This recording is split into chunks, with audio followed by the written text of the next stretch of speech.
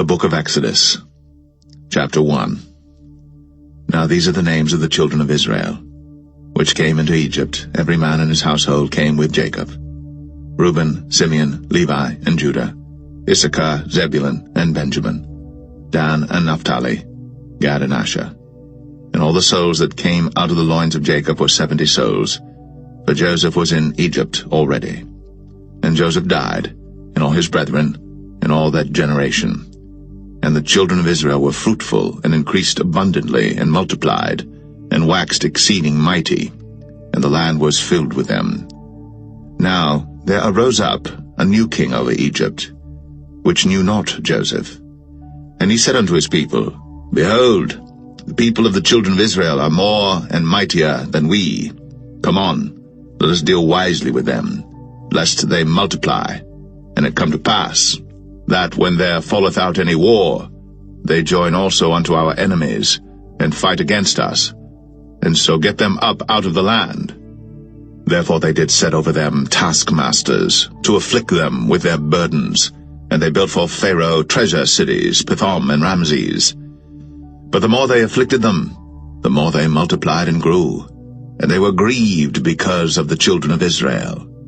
And the Egyptians made the children of Israel to serve with rigor, and they made their lives bitter with hard bondage in mortar and in brick and in all manner of service in the field. All their service wherein they made them serve was with rigor.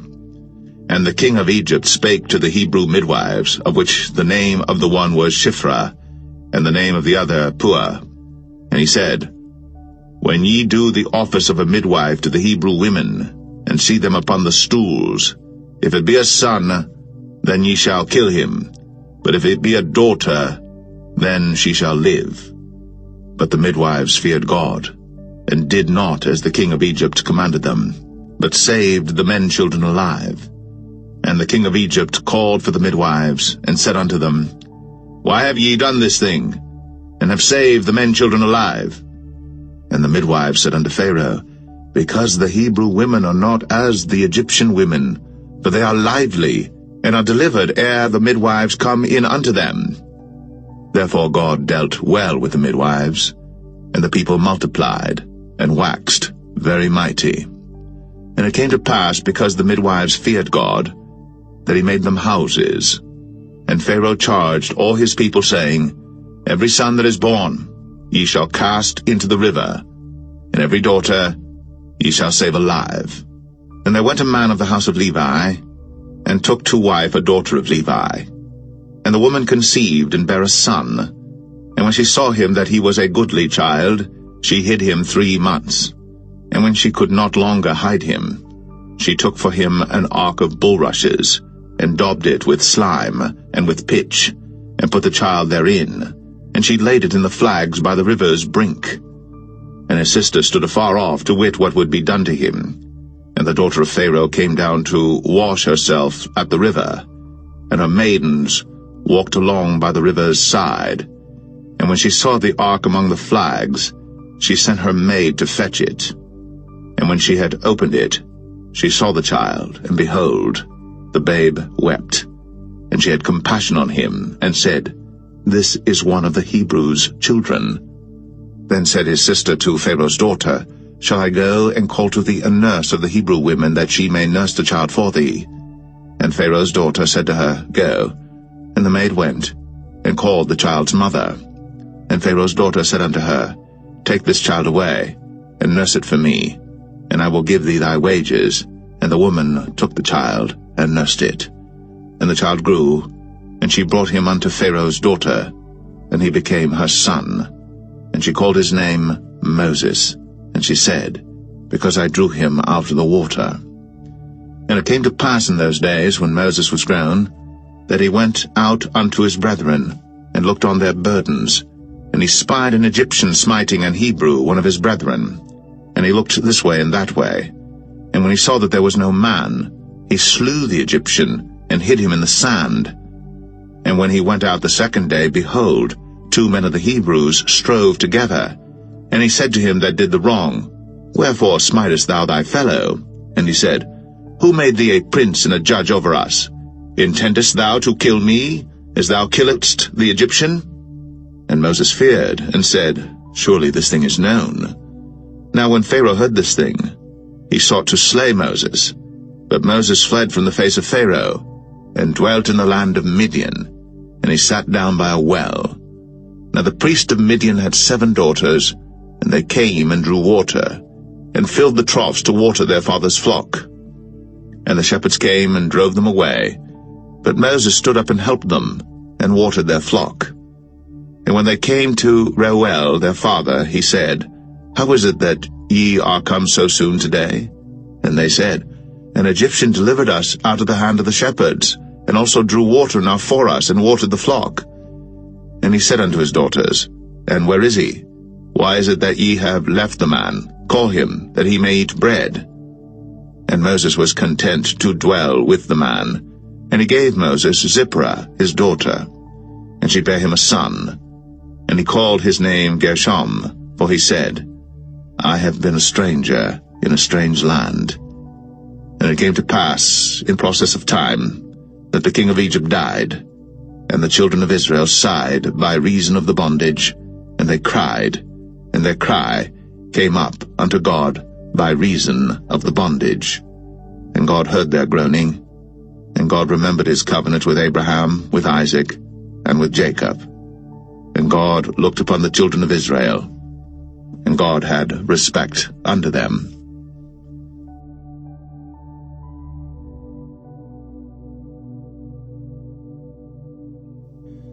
Exodus 3. Now Moses kept the flock of Jethro, his father-in-law, the priest of Midian. And he led the flock to the backside of the desert, and came to the mountain of God, even to Horeb. And the angel of the Lord appeared unto him in a flame of fire out of the midst of a bush. And he looked, and behold, the bush burned with fire, and the bush was not consumed. And Moses said, I will now turn aside and see this great sight, why the bush is not burnt. And when the Lord saw that he turned aside to see, God called unto him out of the midst of the bush, and said, Moses, Moses. And he said, Here am I. And he said, Draw not nigh hither. Put off thy shoes from off thy feet, for the place whereon thou standest is holy ground.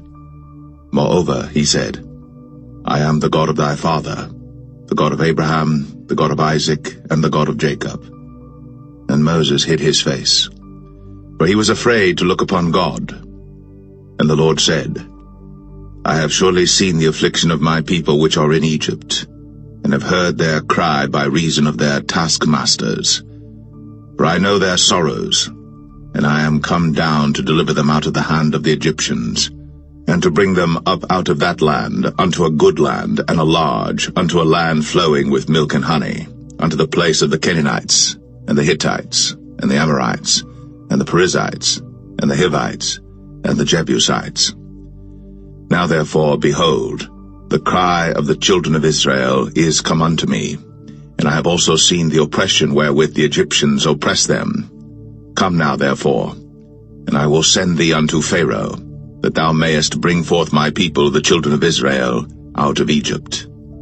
And Moses said unto God, Who am I that I should go unto Pharaoh, and that I should bring forth the children of Israel out of Egypt? And he said, Certainly I will be with thee, and this shall be a token unto thee, that I have sent thee.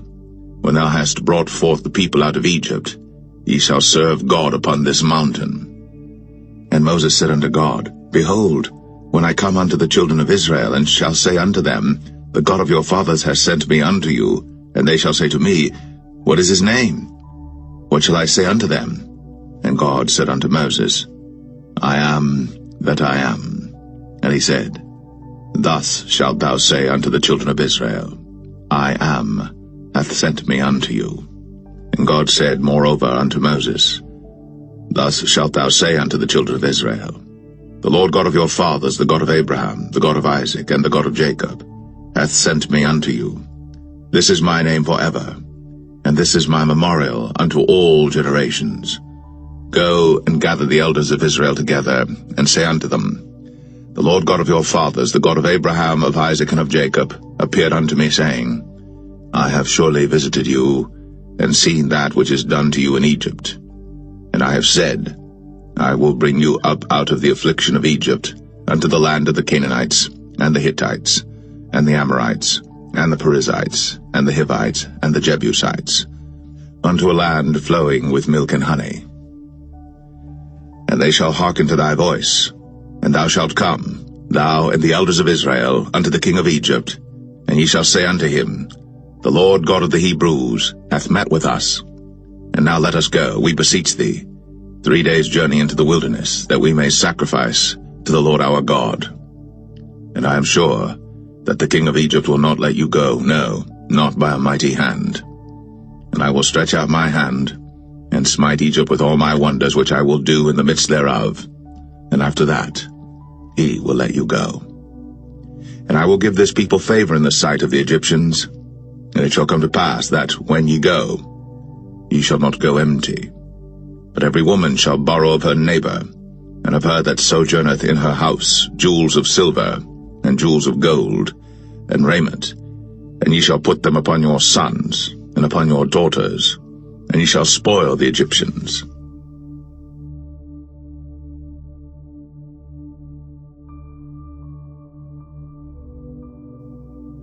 Exodus 4. And Moses answered and said, But behold, they will not believe me, nor hearken unto my voice, for they will say, The Lord hath not appeared unto thee. And the Lord said unto him, What is that in thine hand? And he said, A rod. And he said, Cast it on the ground. And he cast it on the ground, and it became a serpent. And Moses fled from before it. And the Lord said unto Moses, Put forth thine hand, and take it by the tail. And he put forth his hand, and caught it. And it became a rod in his hand, that they may believe that the Lord God of their fathers, the God of Abraham, the God of Isaac, and the God of Jacob, hath appeared unto thee. And the Lord said furthermore unto him, Put now thine hand into thy bosom. And he put his hand into his bosom. And when he took it out, behold, his hand was leprous as snow. And he said, Put thine hand into thy bosom again. And he put his hand into his bosom again, and plucked it out of his bosom. And behold, it was turned again as his other flesh. And it shall come to pass, if they will not believe thee, neither hearken to the voice of the first sign, that they will believe the voice of the latter sign. And it shall come to pass, if they will not believe also these 2 signs, neither hearken unto thy voice, that thou shalt take of the water of the river, and pour it upon the dry land. And the water which thou takest out of the river shall become blood upon the dry land. And Moses said unto the Lord, O my Lord, I am not eloquent, neither heretofore nor since thou hast spoken unto thy servant, but I am slow of speech and of a slow tongue. And the Lord said unto him, Who hath made man's mouth? Or who maketh the dumb, or deaf, or the seeing, or the blind? Have not I the Lord? Now therefore go, and I will be with thy mouth, and teach thee what thou shalt say. And he said, O my Lord, send, I pray thee, by the hand of him whom thou wilt send. And the anger of the Lord was kindled against Moses, and he said, Is not Aaron the Levite thy brother? I know that he can speak well, and also, behold, he cometh forth to meet thee.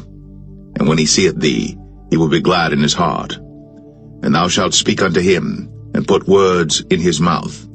And I will be with thy mouth, and with his mouth, and will teach you what ye shall do. And he shall be thy spokesman unto the people, and he shall be, even he shall be to thee instead of a mouth, and thou shalt be to him instead of God. And thou shalt take this rod in thine hand, wherewith thou shalt do signs. And Moses went, and returned to Jethro his father-in-law, and said unto him, Let me go, I pray thee, and return unto my brethren which are in Egypt, and see whether they be yet alive. And Jethro said to Moses, Go in peace. And the Lord said unto Moses in Midian, Go, return into Egypt, for all the men are dead which sought thy life. And Moses took his wife and his sons, and set them upon an ass, and he returned to the land of Egypt. And Moses took the rod of God in his hand. And the Lord said unto Moses, When thou goest to return into Egypt, see that thou do all those wonders before Pharaoh, which I have put in thine hand. But I will harden his heart, that he shall not let the people go. And thou shalt say unto Pharaoh, Thus saith the Lord, Israel is my son, even my firstborn. And I say unto thee, Let my son go, that he may serve me.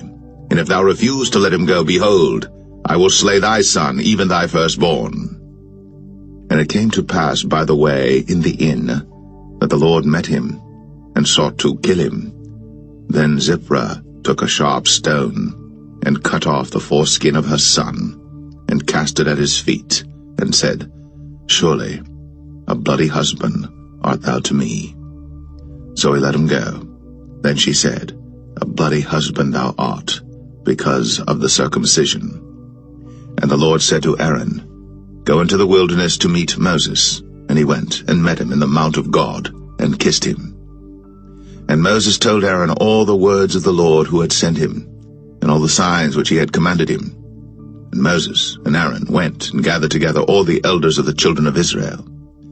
And Aaron spake all the words which the Lord had spoken unto Moses, and did the signs in the sight of the people. And the people believed.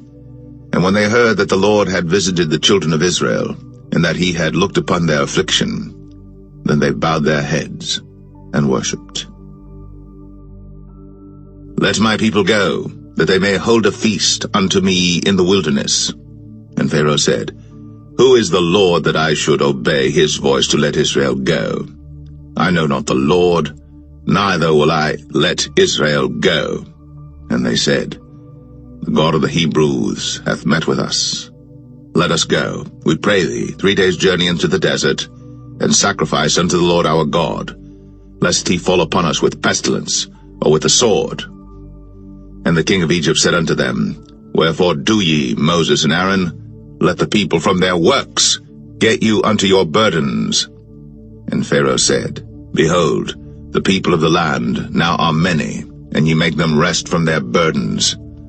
And Pharaoh commanded the same day the taskmasters of the people and their officers, saying, Ye shall no more give the people straw to make brick, as heretofore. Let them go and gather straw for themselves. And the tale of the bricks which they did make heretofore, ye shall lay upon them. Ye shall not diminish aught thereof. For they be idle. Therefore they cry, saying, Let us go and sacrifice to our God. Let their more work be laid upon the men, that they may labor therein, and let them not regard vain words.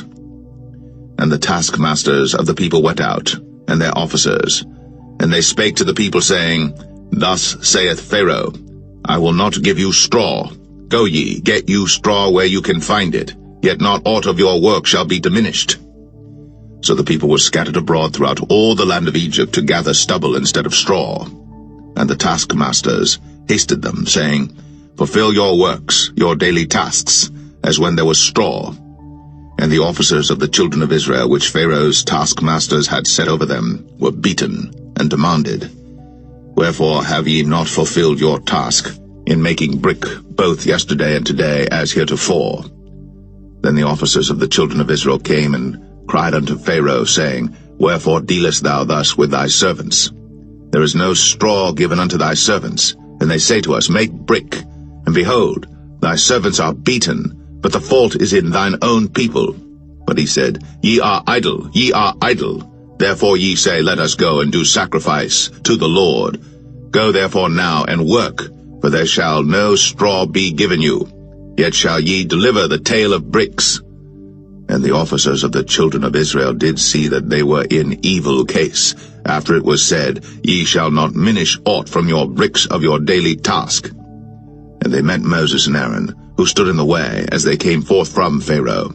And they said unto them, The Lord look upon you and judge, because ye have made our savour to be abhorred in the eyes of Pharaoh, and in the eyes of his servants, to put a sword in their hand to slay us. And Moses returned unto the Lord, and said, Lord, wherefore hast thou so evil entreated this people? Why is it that thou hast sent me? For since I came to Pharaoh to speak in thy name, he hath done evil to this people, neither hast thou delivered thy people at all.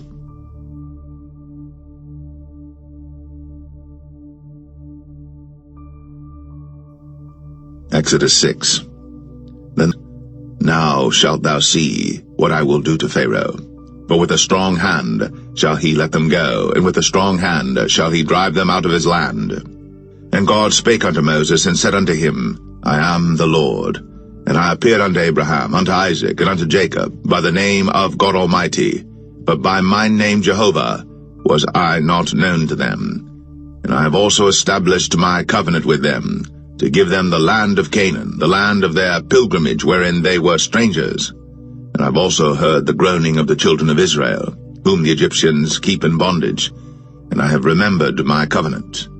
Wherefore say unto the children of Israel, I am the Lord, and I will bring you out from under the burdens of the Egyptians, and I will rid you out of their bondage, and I will redeem you with a stretched out arm and with great judgments. And I will take you to me for a people, and I will be to you a God, and ye shall know that I am the Lord your God, which bringeth you out from under the burdens of the Egyptians. And I will bring you in unto the land, concerning the which I did swear to give it to Abraham, to Isaac, and to Jacob, and I will give it you for an heritage. I am the Lord. And Moses spake so unto the children of Israel, but they hearkened not unto Moses for anguish of spirit, and for cruel bondage. And the Lord spake unto Moses, saying, Go in, speak unto Pharaoh king of Egypt, that he let the children of Israel go out of his land. And Moses spake before the Lord, saying, Behold, the children of Israel have not hearkened unto me. How then shall Pharaoh hear me, who am of uncircumcised lips? And the Lord spake unto Moses and unto Aaron, and gave them a charge unto the children of Israel, and unto Pharaoh king of Egypt, to bring the children of Israel out of the land of Egypt. These be the heads of their fathers' houses, the sons of Reuben, the firstborn of Israel, Hanok and Palu, Hezron and Carmi. These be the families of Reuben. And the sons of Simeon, Jemuel and Jamin, and Ohad and Jachin, and Zohar and Shaul the son of a Canaanitish woman. These are the families of Simeon. And these are the names of the sons of Levi according to their generations, Gershon and Kohath and Merari. And the years of the life of Levi were 137 years. The sons of Gershon, Libni and Shimei, according to their families. And the sons of Kohath, Amram and Izhar, and Hebron and Uzziel. And the years of the life of Kohath were 133 years. And the sons of Merari, Mahalai and Mushai. These are the families of Levi according to their generations. And Amram took him Jochebed, his father's sister, to wife, and she bare him, Aaron and Moses. And the years of the life of Amram were 137 years. And the sons of Izhar, Korah and Nepheg and Zichri. And the sons of Uzziel, Mishael and Elzaphan and Zithri. And Aaron took him Elisheba, daughter of Aminadab, sister of Nahshon, to wife, and she bare him Nadab and Abihu, Eleazar and Ithamar. And the sons of Korah, Asir and Elkanah and Abiasaph. These are the families of the Korhites. And Eleazar, Aaron's son, took him one of the daughters of Putiel to wife, and she bare him Phinehas. These are the heads of the fathers of the Levites according to their families. These are that Aaron and Moses, to whom the Lord said, Bring out the children of Israel from the land of Egypt, according to their armies. These are they which spake to Pharaoh king of Egypt, to bring out the children of Israel from Egypt. These are that Moses and Aaron.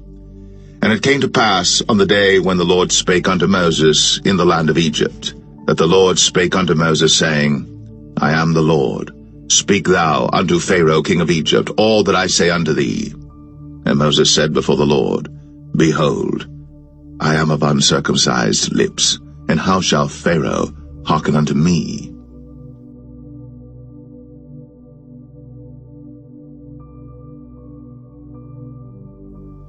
Exodus 7. And the Lord said unto Moses, See, I have made thee a god to Pharaoh, and Aaron thy brother shall be thy prophet.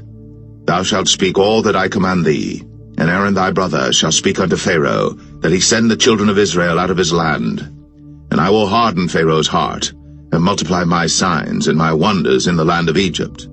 But Pharaoh shall not hearken unto you, that I may lay my hand upon Egypt, and bring forth mine armies and my people the children of Israel, out of the land of Egypt by great judgments. And the Egyptians shall know that I am the Lord, when I stretch forth mine hand upon Egypt, and bring out the children of Israel from among them. And Moses and Aaron did as the Lord commanded them, so did they. And Moses was 80 years old, and Aaron 83 years old, when they spake unto Pharaoh. And the Lord spake unto Moses and unto Aaron, saying, When Pharaoh shall speak unto you, saying, Show a miracle for you, then thou shalt say unto Aaron, Take thy rod, and cast it before Pharaoh, and it shall become a serpent. And Moses and Aaron went in unto Pharaoh, and they did so as the Lord had commanded. And Aaron cast down his rod before Pharaoh, and before his servants, and it became a serpent. Then Pharaoh also called the wise men and the sorcerers. Now the magicians of Egypt they also did in like manner with their enchantments. For they cast down every man his rod, and they became serpents. But Aaron's rod swallowed up their rods. And he hardened Pharaoh's heart, that he hearkened not unto them, as the Lord had said. And the Lord said unto Moses, Pharaoh's heart is hardened, he refuseth to let the people go. Get thee unto Pharaoh in the morning. Lo, he goeth out unto the water, and thou shalt stand by the river's brink against he come. And the rod which was turned to a serpent shalt thou take in thine hand. And thou shalt say unto him, The Lord God of the Hebrews hath sent me unto thee, saying, Let my people go, that they may serve me in the wilderness. And behold, hitherto thou wouldest not hear. Thus saith the Lord, In this thou shalt know that I am the Lord. Behold, I will smite with the rod that is in mine hand upon the waters which are in the river, and they shall be turned to blood. And the fish that is in the river shall die, and the river shall stink, and the Egyptians shall loathe to drink of the water of the river. And the Lord spake unto Moses, Say unto Aaron, Take thy rod, and stretch out thine hand upon the waters of Egypt, upon their streams, upon their rivers, and upon their ponds, and upon all their pools of water, that they may become blood, and that there may be blood throughout all the land of Egypt, both in vessels of wood and in vessels of stone. And Moses and Aaron did so, as the Lord commanded. And he lifted up the rod, and smote the waters that were in the river, in the sight of Pharaoh, and in the sight of his servants, and all the waters that were in the river were turned to blood. And the fish that was in the river died, and the river stank, and the Egyptians could not drink of the water of the river, and there was blood throughout all the land of Egypt. And the magicians of Egypt did so with their enchantments, and Pharaoh's heart was hardened, neither did he hearken unto them, as the Lord had said. And Pharaoh turned and went into his house, neither did he set his heart to this also. And all the Egyptians digged around about the river for water to drink, but they could not drink of the water of the river. And 7 days were fulfilled. After that the Lord had smitten the river.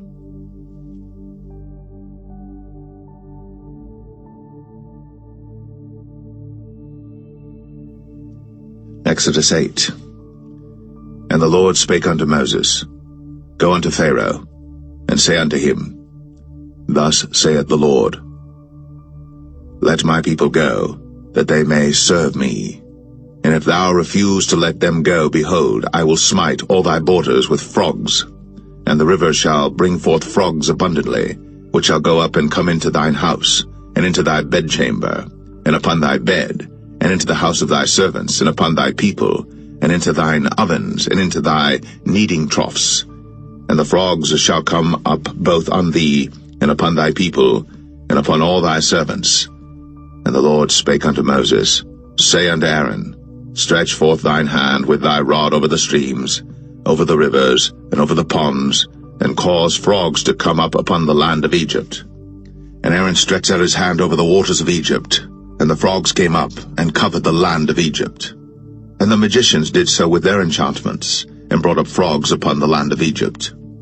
Then Pharaoh called for Moses and Aaron, and said, Entreat the Lord, that he may take away the frogs from me, and from my people, and I will let the people go, that they may do sacrifice unto the Lord. And Moses said unto Pharaoh, Glory over me. When shall I entreat for thee, and for thy servants, and for thy people, to destroy the frogs from thee, and thy houses, that they may remain in the river only? And he said, Tomorrow. And he said, Be it according to thy word, that thou mayest know that there is none like unto the Lord our God. And the frogs shall depart from thee, and from thy houses, and from thy servants, and from thy people. They shall remain in the river only. And Moses and Aaron went out from Pharaoh, and Moses cried unto the Lord because of the frogs, which he had brought against Pharaoh. And the Lord did according to the word of Moses, and the frogs died out of the houses, out of the villages, and out of the fields.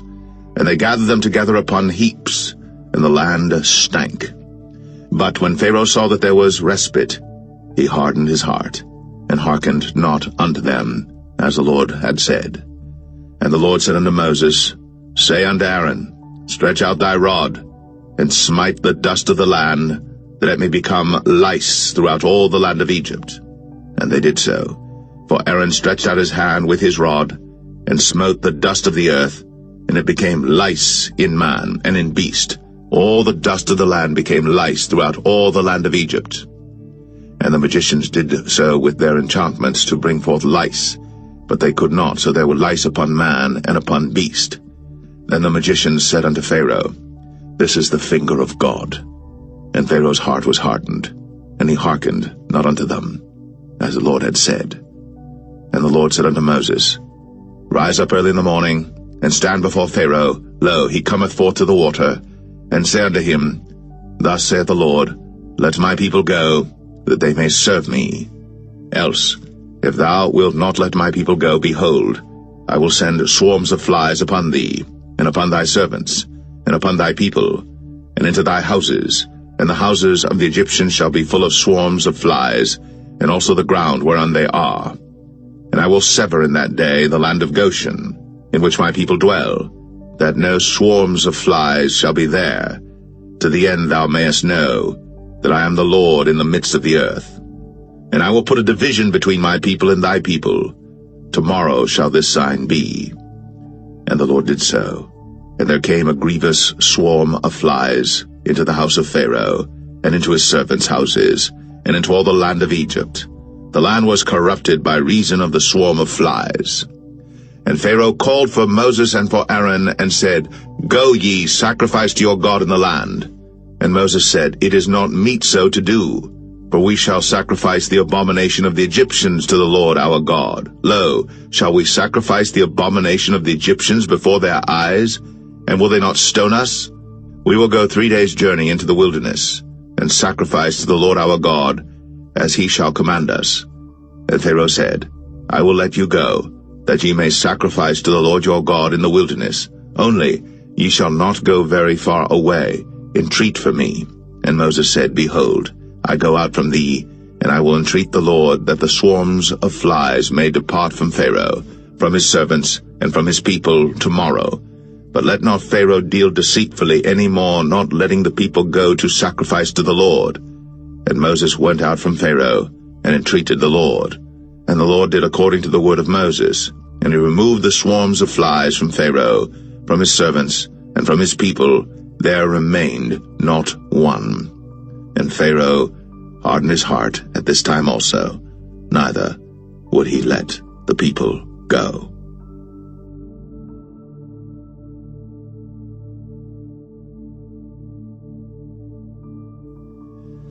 Exodus 9.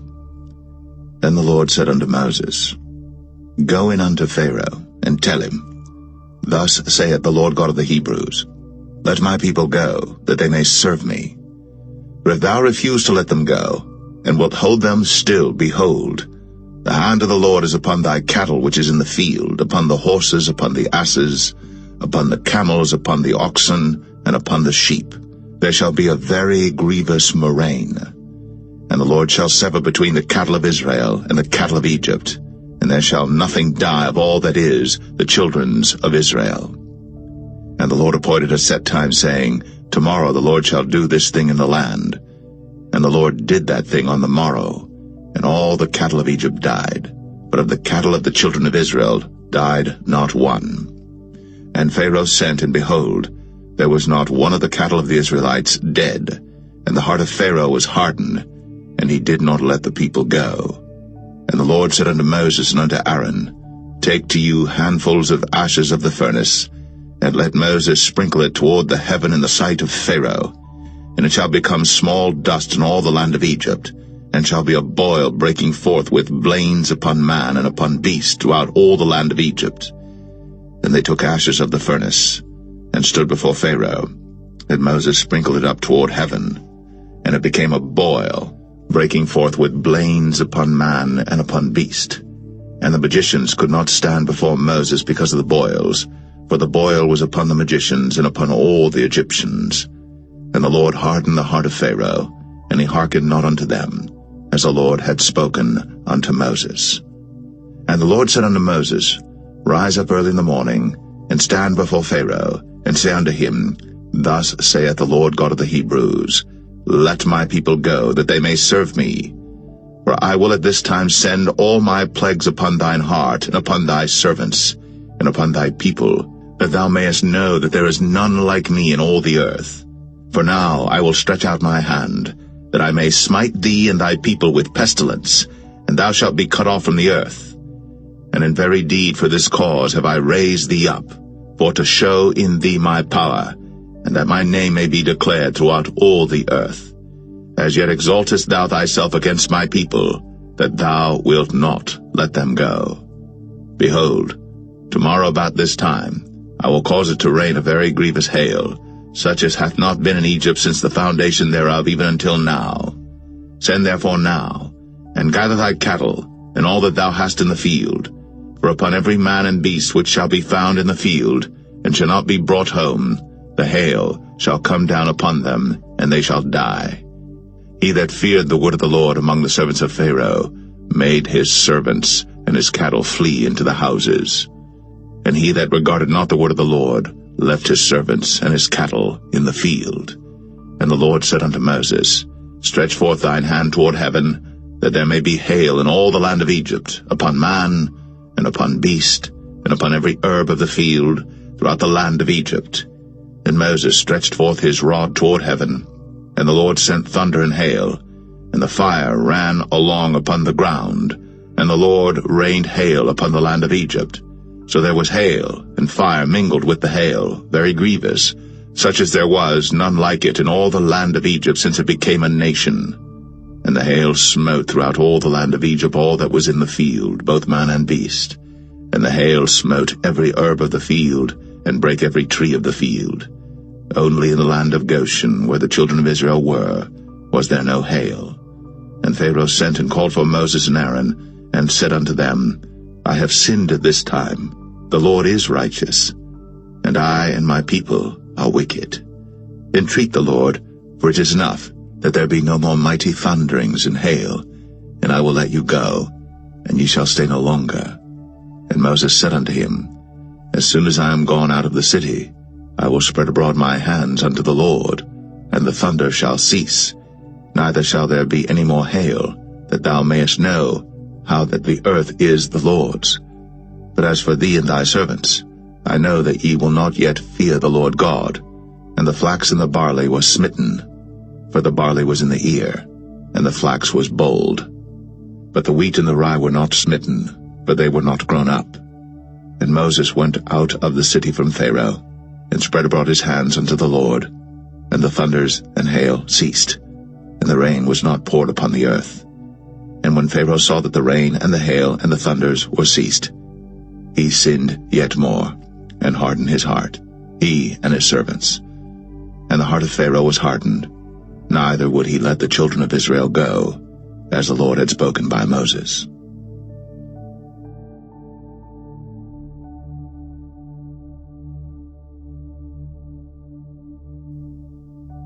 Exodus 10. And the Lord said unto Moses, Go in unto Pharaoh, for I have hardened his heart, and the heart of his servants, that I might show these my signs before him, and that thou mayest tell in the ears of thy son, and of thy son's son, what things I have wrought in Egypt, and my signs which I have done among them, that ye may know how that I am the Lord. And Moses and Aaron came in unto Pharaoh, and said unto him, Thus saith the Lord God of the Hebrews, How long wilt thou refuse to humble thyself before me? Let my people go, that they may serve me. Else, If thou refuse to let my people go, behold, tomorrow will I bring the locusts into thy coast. And they shall cover the face of the earth, that one cannot be able to see the earth. And they shall eat the residue of that which is escaped, which remaineth unto you from the hail, and shall eat every tree which groweth for you out of the field. And they shall fill thy houses, and the houses of all thy servants, and the houses of all the Egyptians, which neither thy fathers nor thy fathers' fathers have seen, since the day that they were upon the earth unto this day. And he turned himself, and went out from Pharaoh. And Pharaoh's servants said unto him, How long shall this man be a snare unto us? Let the men go, that they may serve the Lord their God. Knowest thou not yet that Egypt is destroyed? And Moses and Aaron were brought again unto Pharaoh, and he said unto them, Go, serve the Lord your God. But who are they that shall go? And Moses said, We will go with our young and with our old, with our sons and with our daughters, with our flocks and with our herds will we go, for we must hold a feast unto the Lord. And he said unto them, Let the Lord be so with you, as I will let you go, and your little ones. Look to it, for evil is before you. Not so. Go now, ye that are men, and serve the Lord, for that ye did desire. And they were driven out from Pharaoh's presence. And the Lord said unto Moses, Stretch out thine hand over the land of Egypt for the locusts, that they may come up upon the land of Egypt, and eat every herb of the land, even all that the hail hath left. And Moses stretched forth his rod over the land of Egypt. And the Lord brought an east wind upon the land all that day, and all that night. And when it was morning, the east wind brought the locusts. And the locusts went up over all the land of Egypt, and rested in all the coasts of Egypt. Very grievous were they. Before them there were no such locusts as they, neither after them shall be such. For they covered the face of the whole earth, so that the land was darkened. And they did eat every herb of the land, and all the fruit of the trees which the hail had left. And there remained not any green thing in the trees, or in the herbs of the field, through all the land of Egypt. Then Pharaoh called for Moses and Aaron in haste, and he said, I have sinned against the Lord your God and against you. Now therefore forgive, I pray thee, my sin only this once, and entreat the Lord your God, that he may take away from me this death only. And he went out from Pharaoh, and entreated the Lord. And the Lord turned a mighty strong west wind, which took away the locusts, and cast them into the Red Sea. There remained not one locust in all the coasts of Egypt. But the Lord hardened Pharaoh's heart, so that he would not let the children of Israel go. And the Lord said unto Moses, Stretch out thine hand toward heaven, that there may be darkness over the land of Egypt, even darkness which may be felt. And Moses stretched forth his hand toward heaven, and there was a thick darkness in all the land of Egypt 3 days. They saw not one another, neither rose any from his place for 3 days. But all the children of Israel had light in their dwellings. And Pharaoh called unto Moses and said, Go ye, serve the Lord. Only let your flocks and your herds be stayed. Let your little ones also go with you. And Moses said, Thou must give us also sacrifices and burnt offerings, that we may sacrifice unto the Lord our God. Our cattle also shall go with us. There shall not an hoof be left behind, for thereof must we take to serve the Lord our God, and we know not with what we must serve the Lord until we come thither. But the Lord hardened Pharaoh's heart, and he would not let them go.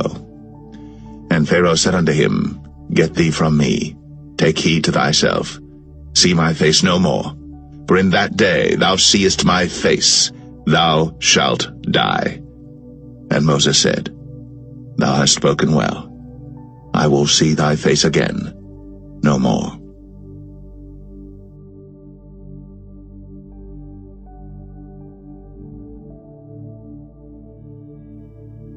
Exodus 11. And the Lord said unto Moses, Yet will I bring one plague more upon Pharaoh and upon Egypt. Afterwards he will let you go hence. When he shall let you go, he shall surely thrust you out hence altogether. Speak now in the ears of the people, and let every man borrow of his neighbor, and every woman of her neighbor, jewels of silver and jewels of gold. And the Lord gave the people favor in the sight of the Egyptians. Moreover, the man Moses was very great in the land of Egypt, in the sight of Pharaoh's servants, and in the sight of the people. And Moses said, Thus saith the Lord, About midnight will I go out into the midst of Egypt, and all the firstborn in the land of Egypt shall die, from the firstborn of Pharaoh that sitteth upon his throne, even unto the firstborn of the maidservant that is behind the mill, and all the firstborn of beasts. And there shall be a great cry throughout all the land of Egypt, such as there was none like it, nor shall be like it any more. But against any of the children of Israel shall not a dog move his tongue, against man or beast, that ye may know how that the Lord doth put a difference between the Egyptians and Israel. And all these thy servants shall come down unto me, and bow down themselves unto me, saying, Get thee out, and all the people that follow thee, and after that I will go out. And he went out from Pharaoh in a great anger. And the Lord said unto Moses, Pharaoh shall not hearken unto you, that my wonders may be multiplied in the land of Egypt. And Moses and Aaron did all these wonders before Pharaoh. And the Lord hardened Pharaoh's heart, so that he would not let the children of Israel go out of his land.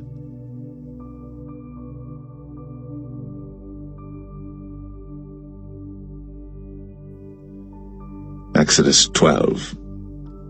And the Lord spake unto Moses and Aaron in the land of Egypt, saying, This month shall be unto you the beginning of months. It shall be the first month of the year to you.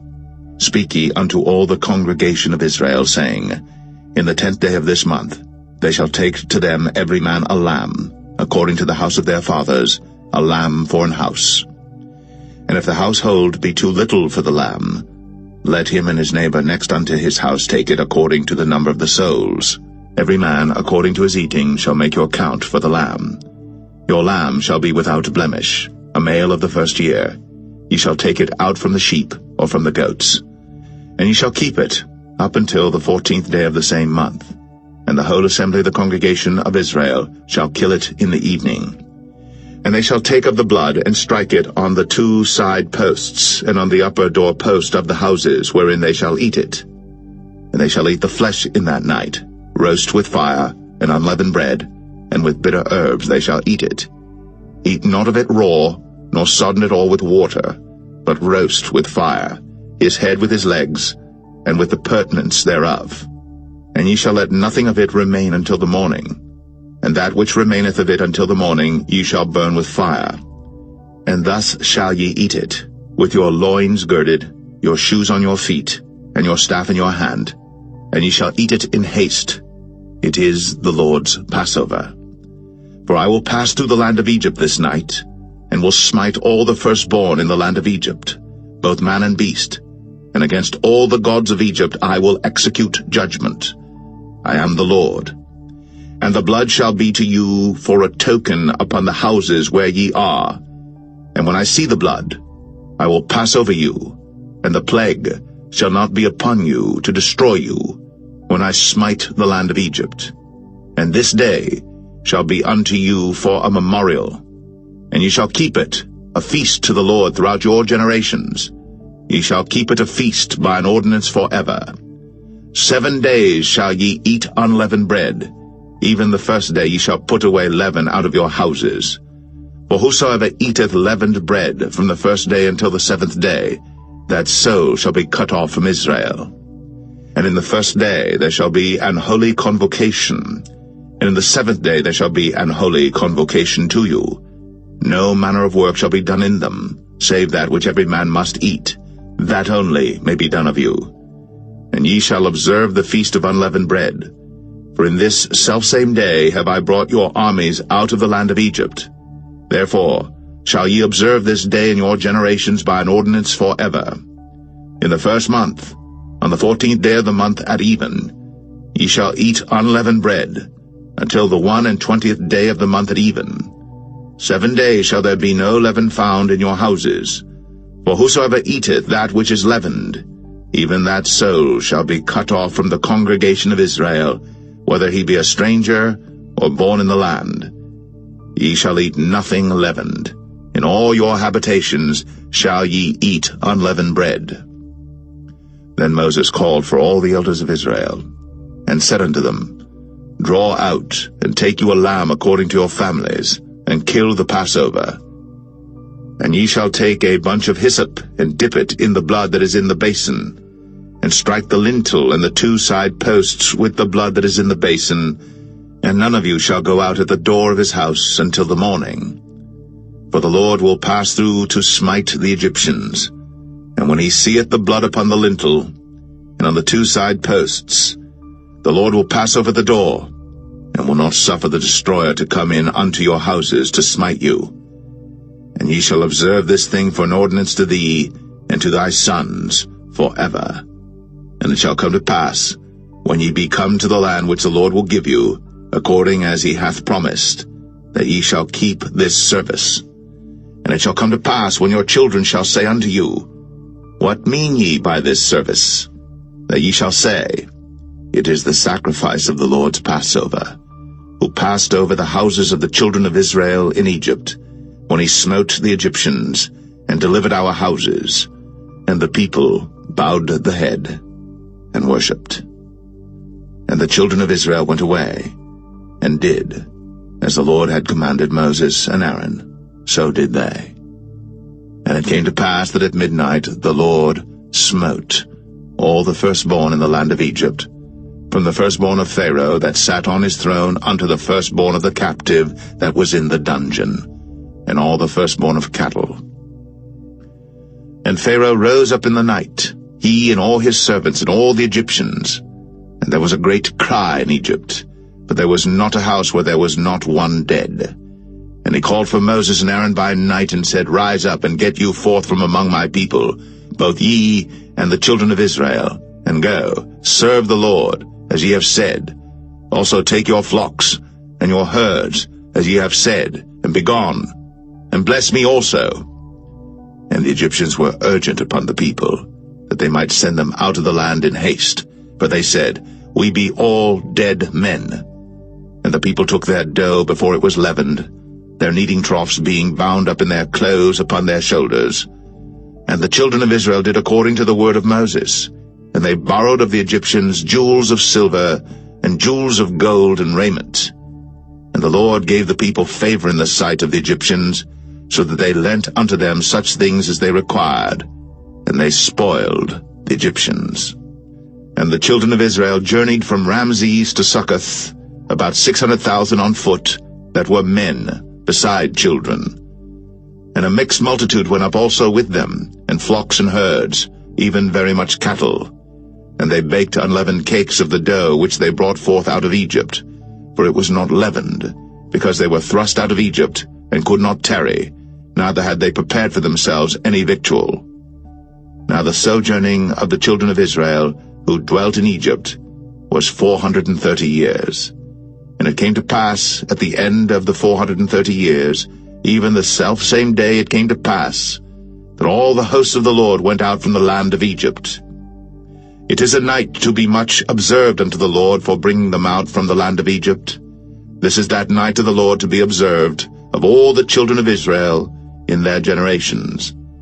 And the Lord said unto Moses and Aaron, This is the ordinance of the Passover. There shall no stranger eat thereof. But every man's servant that is bought for money, when thou hast circumcised him, then shall he eat thereof. A foreigner and an hired servant shall not eat thereof. In one house shall it be eaten. Thou shalt not carry forth aught of the flesh abroad out of the house, neither shall ye break a bone thereof. All the congregation of Israel shall keep it. And when a stranger shall sojourn with thee, and will keep the Passover to the Lord, let all his males be circumcised, and then let him come near and keep it. And he shall be as one that is born in the land. For no uncircumcised person shall eat thereof. One law shall be to him that is homeborn, and unto the stranger that sojourneth among you. Thus did all the children of Israel. As the Lord commanded Moses and Aaron, so did they. And it came to pass the selfsame day, that the Lord did bring the children of Israel out of the land of Egypt by their armies.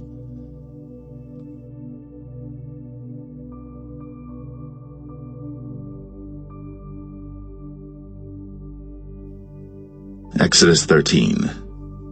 And the Lord spake unto Moses, saying, Sanctify unto me all the firstborn, whatsoever openeth the womb among the children of Israel, both of man and of beast, it is mine.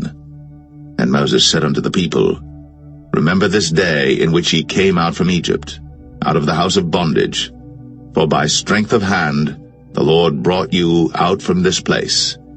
There shall no leavened bread be eaten. This day came ye out in the month Abib. And it shall be, when the Lord shall bring thee into the land of the Canaanites, and the Hittites, and the Amorites, and the Hivites, and the Jebusites, which he sware unto thy fathers to give thee, a land flowing with milk and honey, that thou shalt keep this service in this month.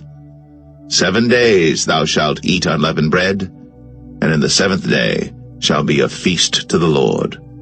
Unleavened bread shall be eaten 7 days, and there shall no leavened bread be seen with thee, neither shall there be leaven seen with thee in all thy quarters. And thou shalt show thy son in that day, saying, This is done because of that which the Lord did unto me, when I came forth out of Egypt. And it shall be for a sign unto thee upon thine hand, and for a memorial between thine eyes, that the Lord's law may be in thy mouth. For with a strong hand hath the Lord brought thee out of Egypt. Thou shalt therefore keep this ordinance in his season from year to year. And it shall be, when the Lord shall bring thee into the land of the Canaanites, as he sware unto thee and to thy fathers, and shall give it thee, that thou shalt set apart unto the Lord all that openeth the matrix, and every firstling that cometh of a beast which thou hast, the males shall be the Lord's. And every firstling of an ass thou shalt redeem with a lamb, and if thou wilt not redeem it, then thou shalt break his neck. And all the firstborn of man among thy children shalt thou redeem. And it shall be, when thy son asketh thee in time to come, saying, What is this? That thou shalt say unto him, By strength of hand the Lord brought us out from Egypt, from the house of bondage. And it came to pass, when Pharaoh would hardly let us go, that the Lord slew all the firstborn in the land of Egypt, both the firstborn of man and the firstborn of beast. Therefore I sacrifice to the Lord all that openeth the matrix, being males, but all the firstborn of my children I redeem. And it shall be for a token upon thine hand, and for frontlets between thine eyes, for by strength of hand the Lord brought us forth out of Egypt. And it came to pass, when Pharaoh had let the people go, that God led them not through the way of the land of the Philistines, although that was near, for God said, Lest peradventure the people repent when they see war, and they return to Egypt. But God led the people about through the way of the wilderness of the Red Sea, and the children of Israel went up harnessed out of the land of Egypt. And Moses took the bones of Joseph with him, for he had straitly sworn the children of Israel, saying, God will surely visit you, and ye shall carry up my bones away hence with you. And they took their journey from Succoth, and encamped in Etham, in the edge of the wilderness. And the Lord went before them by day in a pillar of a cloud, to lead them the way, and by night in a pillar of fire, to give them light, to go by day and night. He took not away the pillar of the cloud by day, nor the pillar of fire by night, from before the people.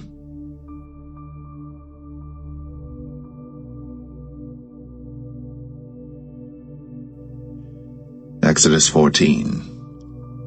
And the Lord spake unto Moses, saying, Speak unto the children of Israel, that they turn and encamp before Pi-hahiroth, between Migdol and the sea, over against Baal-zephon. Before it shall ye encamp by the sea.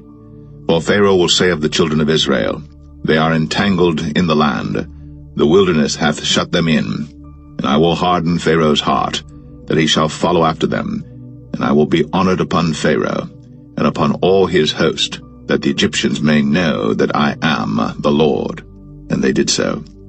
And it was told the king of Egypt that the people fled, and the heart of Pharaoh and of his servants was turned against the people, and they said, Why have we done this, that we have let Israel go from serving us? And he made ready his chariot, and took his people with him. And he took 600 chosen chariots, and all the chariots of Egypt, and captains over every one of them. And the Lord hardened the heart of Pharaoh king of Egypt, and he pursued after the children of Israel. And the children of Israel went out with an high hand. But the Egyptians pursued after them, all the horses and chariots of Pharaoh, and his horsemen and his army, and overtook them encamping by the sea, beside Pi-hahiroth, before Baal-Zebon. And when Pharaoh drew nigh, the children of Israel lifted up their eyes, and behold, the Egyptians marched after them, and they were sore afraid. And the children of Israel cried out unto the Lord, and they said unto Moses, Because there were no graves in Egypt, hast thou taken us away to die in the wilderness? Wherefore hast thou dealt thus with us, to carry us forth out of Egypt? Is not this the word that we did tell thee in Egypt, saying, Let us alone, that we may serve the Egyptians? For it had been better for us to serve the Egyptians, than that we should die in the wilderness. And Moses said unto the people, Fear ye not, stand still, and see the salvation of the Lord, which he will show to you today. For the Egyptians whom ye have seen today, ye shall see them again no more forever. The Lord shall fight for you, and ye shall hold your peace. And the Lord said unto Moses, Wherefore criest thou unto me? Speak unto the children of Israel, that they go forward. But lift thou up thy rod, and stretch out thine hand over the sea, and divide it. And the children of Israel shall go on dry ground through the midst of the sea. And I, behold, I will harden the hearts of the Egyptians, and they shall follow them. And I will get me honor upon Pharaoh, and upon all his host, upon his chariots, and upon his horsemen. And the Egyptians shall know that I am the Lord, when I have gotten me honor upon Pharaoh, upon his chariots, and upon his horsemen. And the angel of God, which went before the camp of Israel, removed, and went behind them. And the pillar of the cloud went from before their face, and stood behind them. And it came between the camp of the Egyptians and the camp of Israel. And it was a cloud and darkness to them, but it gave light by night to these, so that the one came not near the other all the night. And Moses stretched out his hand over the sea, and the Lord caused the sea to go back by a strong east wind all that night, and made the sea dry land, and the waters were divided. And the children of Israel went into the midst of the sea upon the dry ground, and the waters were a wall unto them on their right hand and on their left. And the Egyptians pursued, and went in after them to the midst of the sea, even all Pharaoh's horses, his chariots, and his horsemen. And it came to pass that in the morning watch the Lord looked unto the host of the Egyptians through the pillar of fire and of the cloud, and troubled the host of the Egyptians, and took off their chariot wheels, that they drave them heavily, so that the Egyptians said, Let us flee from the face of Israel, for the Lord fighteth for them against the Egyptians. And the Lord said unto Moses, Stretch out thine hand over the sea, that the waters may come again upon the Egyptians, upon their chariots, and upon their horsemen. And Moses stretched forth his hand over the sea, and the sea returned to his strength when the morning appeared, and the Egyptians fled against it.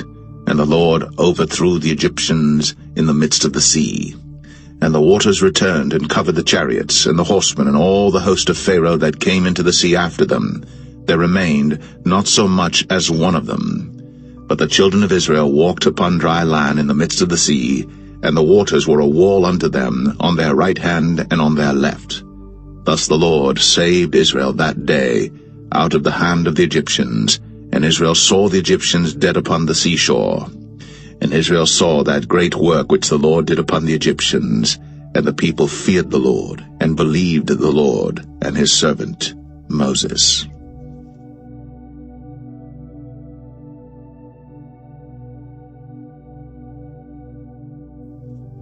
Exodus 15. Then sang Moses and the children of Israel this song unto the Lord, and spake, saying, I will sing unto the Lord, for he hath triumphed gloriously. The horse and his rider hath he thrown into the sea.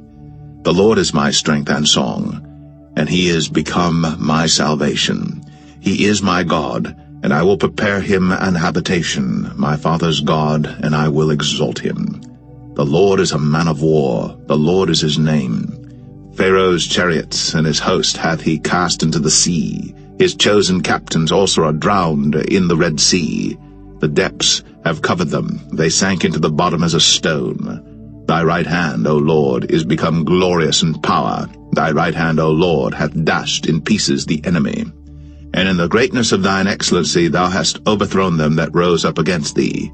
Thou sentest forth thy wrath, which consumed them as stubble. And with the blast of thy nostrils the waters were gathered together. The floods stood upright as an heap, and the depths were congealed in the heart of the sea. The enemy said, I will pursue, I will overtake, I will divide the spoil. My lust shall be satisfied upon them. I will draw my sword, my hand shall destroy them. Thou didst blow with thy wind, the sea covered them. They sank as lead in the mighty waters. Who is like unto thee, O Lord, among the gods? Who is like thee, glorious in holiness, fearful in praises, doing wonders? Thou stretchest out thy right hand, the earth swallowed them. Thou in thy mercy hast led forth the people which thou hast redeemed. Thou hast guided them in thy strength unto thy holy habitation. The people shall hear and be afraid. Sorrow shall take hold on the inhabitants of Palestina. Then the dukes of Edom shall be amazed. The mighty men of Moab, trembling, shall take hold upon them. All the inhabitants of Canaan shall melt away. Fear and dread shall fall upon them. By the greatness of thine arm they shall be as still as a stone, till thy people pass over, O Lord, till the people pass over, which thou hast purchased. Thou shalt bring them in, and plant them in the mountain of thine inheritance, in the place, O Lord, which thou hast made for thee to dwell in the sanctuary, O Lord, which thy hands have established. The Lord shall reign for ever and ever.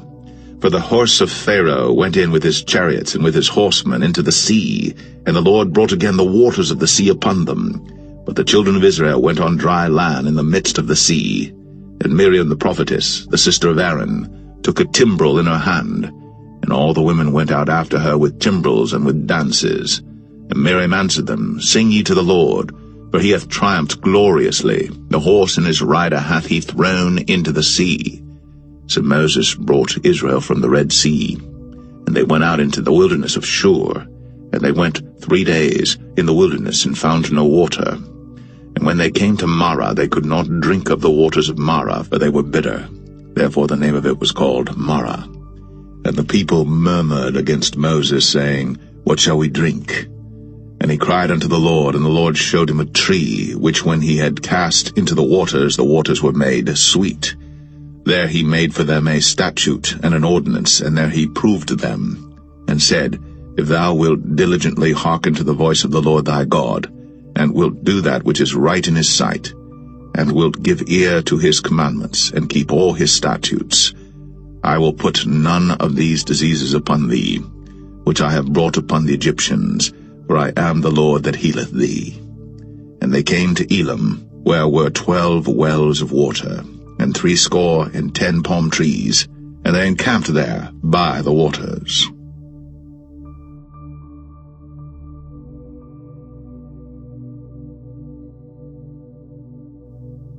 Exodus 16. And they took their journey from Elim, and all the congregation of the children of Israel came unto the wilderness of Sin, which is between Elim and Sinai, on the 15th day of the 2nd month, after their departing out of the land of Egypt.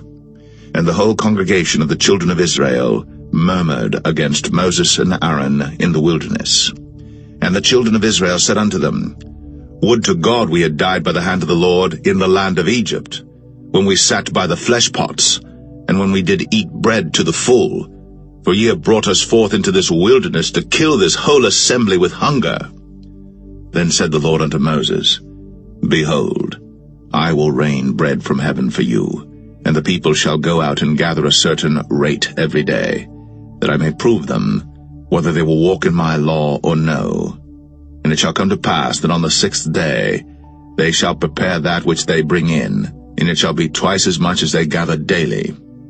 And Moses and Aaron said unto all the children of Israel, At even, then ye shall know that the Lord hath brought you out from the land of Egypt.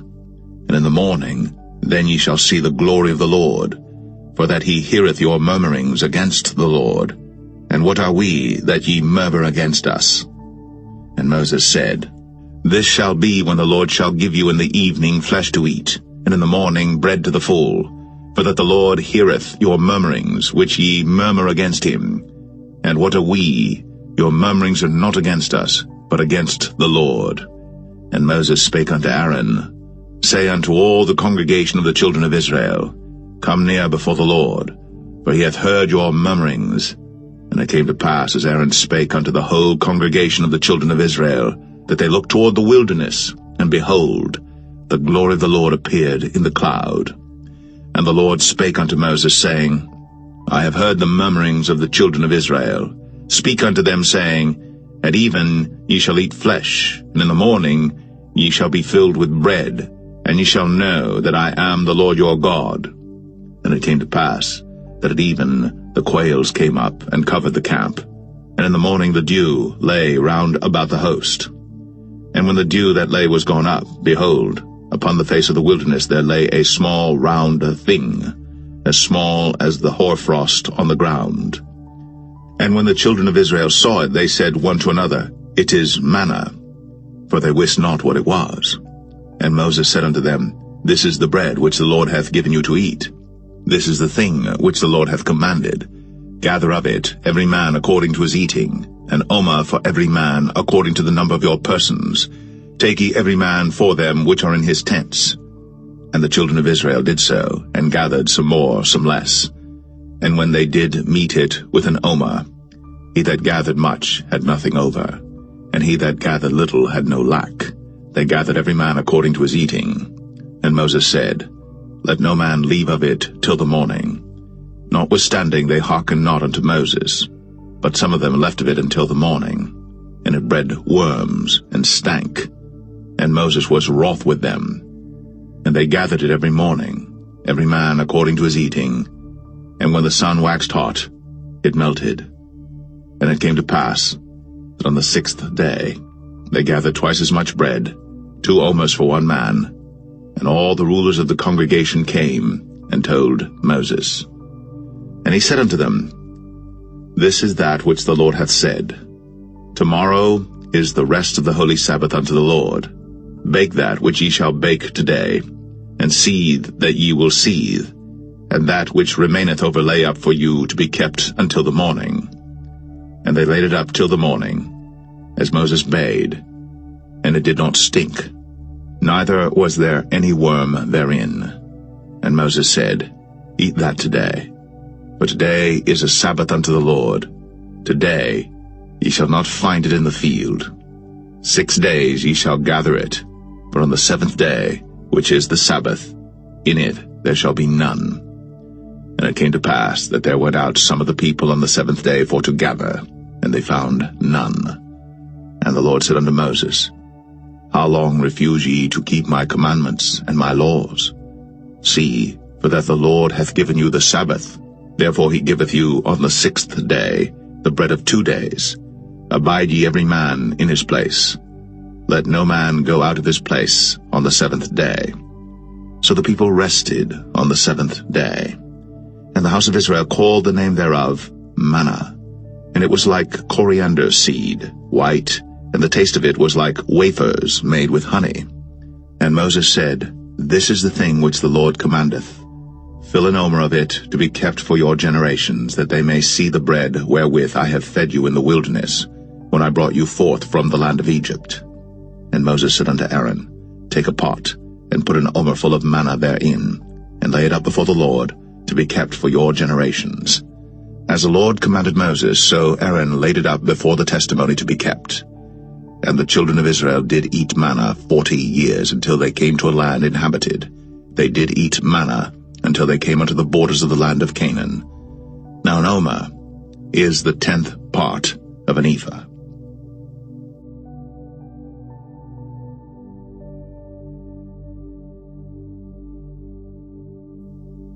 Exodus 17. And all the congregation of the children of Israel journeyed from the wilderness of Sin after their journeys, according to the commandment of the Lord, and pitched in Rephidim. And there was no water for the people to drink. Wherefore the people did chide with Moses, and said, Give us water that we may drink. And Moses said unto them, Why chide ye with me? Wherefore do ye tempt the Lord? And the people thirsted there for water.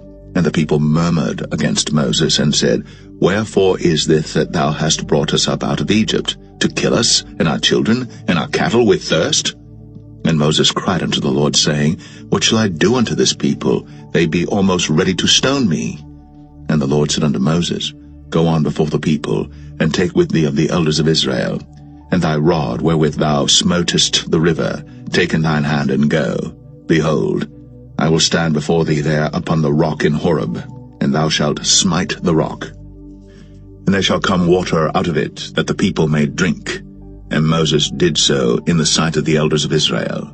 And he called the name of the place Massah, and Meribah, because of the chiding of the children of Israel, and because they tempted the Lord, saying, Is the Lord among us or not? Then came Amalek and fought with Israel in Rephidim. And Moses said unto Joshua, Choose us out men, and go out, fight with Amalek. Tomorrow I will stand on the top of the hill with the rod of God in mine hand. So Joshua did as Moses had said to him, and fought with Amalek. And Moses, Aaron, and Hur went up to the top of the hill. And it came to pass, when Moses held up his hand, that Israel prevailed. And when he let down his hand, Amalek prevailed.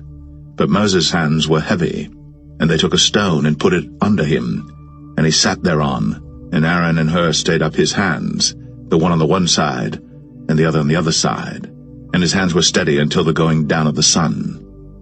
And Joshua discomfited Amalek and his people with the edge of the sword. And the Lord said unto Moses, Write this for a memorial in a book, and rehearse it in the ears of Joshua, for I will utterly put out the remembrance of Amalek from under heaven. And Moses built an altar, and called the name of it Jehovah Nissi. For he said, Because the Lord has sworn that the Lord will have war with Amalek from generation to generation.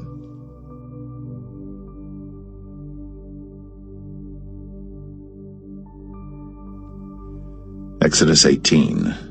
When Jethro, the priest of Midian, Moses' father-in-law, heard of all that God had done for Moses, and for Israel his people, and that the Lord had brought Israel out of Egypt, then Jethro, Moses' father-in-law, took Zipporah, Moses' wife, after he'd sent her back, and her 2 sons, of which the name of the one was Gershom, for he said, I have been an alien in a strange land, and the name of the other was Eleazar, for the God of my father, said he, was mine help, and delivered me from the sword of Pharaoh. And Jethro, Moses' father-in-law, came with his sons and his wife unto Moses into the wilderness, where he encamped at the mount of God. And he said unto Moses, I thy father-in-law Jethro am come unto thee, and thy wife and her 2 sons with her. And Moses went out to meet his father-in-law, and did obeisance, and kissed him. And they asked each other of their welfare, and they came into the tent. And Moses told his father-in-law all that the Lord had done unto Pharaoh, and to the Egyptians for Israel's sake, and all the travail that had come upon them by the way, and how the Lord delivered them. And Jethro rejoiced for all the goodness which the Lord had done to Israel, whom he had delivered out of the hand of the Egyptians. And Jethro said, Blessed be the Lord, who hath delivered you out of the hand of the Egyptians, and out of the hand of Pharaoh, who hath delivered the people from under the hand of the Egyptians. Now I know that the Lord is greater than all gods, for in the thing wherein they dealt proudly he was above them. And Jethro, Moses' father-in-law, took a burnt offering and sacrifices for God. And Aaron came, and all the elders of Israel, to eat bread with Moses' father-in-law before God. And it came to pass on the morrow that Moses sat to judge the people, and the people stood by Moses from the morning unto the evening. And when Moses' father-in-law saw all that he did to the people, he said, What is this thing that thou doest to the people? Why sittest thou thyself alone, and all the people stand by thee from morning unto even? And Moses said unto his father-in-law, Because the people come unto me to inquire of God.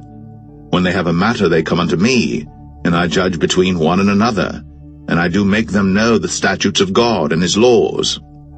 And Moses' father-in-law said unto him, The thing that thou doest is not good. Thou wilt surely wear away both thou and this people that is with thee. For this thing is too heavy for thee. Thou art not able to perform it thyself alone. Hearken now unto my voice. I will give thee counsel, and God shall be with thee. Be thou for the people to Godward, that thou mayest bring the causes unto God. And thou shalt teach them ordinances and laws, and shalt show them the way wherein they must walk, and the work that they must do. Moreover, thou shalt provide out of all the people able men, such as fear God, men of truth, hating covetousness, and place such over them to be rulers of thousands, and rulers of hundreds, rulers of 50s, and rulers of 10s. And let them judge the people at all seasons. And it shall be, that every great matter they shall bring unto thee, but every small matter they shall judge. So shall it be easier for thyself, and they shall bear the burden with thee. If thou shalt do this thing, and God command thee so, then thou shalt be able to endure, and all this people shall also go to their place in peace. So Moses hearkened to the voice of his father-in-law, and did all that he had said. And Moses chose able men out of all Israel, and made them heads over the people, rulers of thousands, rulers of hundreds, rulers of 50s, and rulers of 10s. And they judged the people at all seasons. The hard causes they brought unto Moses, but every small matter they judged themselves. And Moses let his father-in-law depart, and he went his way into his own land.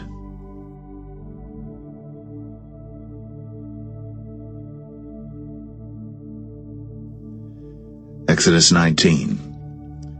In the 3rd month, when the children of Israel were gone forth out of the land of Egypt, the same day came they into the wilderness of Sinai, but they were departed from Rephidim, and were come to the desert of Sinai, and had pitched in the wilderness, and there Israel camped before the mount. And Moses went up unto God, and the Lord called unto him out of the mountain, saying, Thus shalt thou say to the house of Jacob, and tell the children of Israel, Ye have seen what I did unto the Egyptians, and how I bare you on eagle's wings, and brought you unto myself.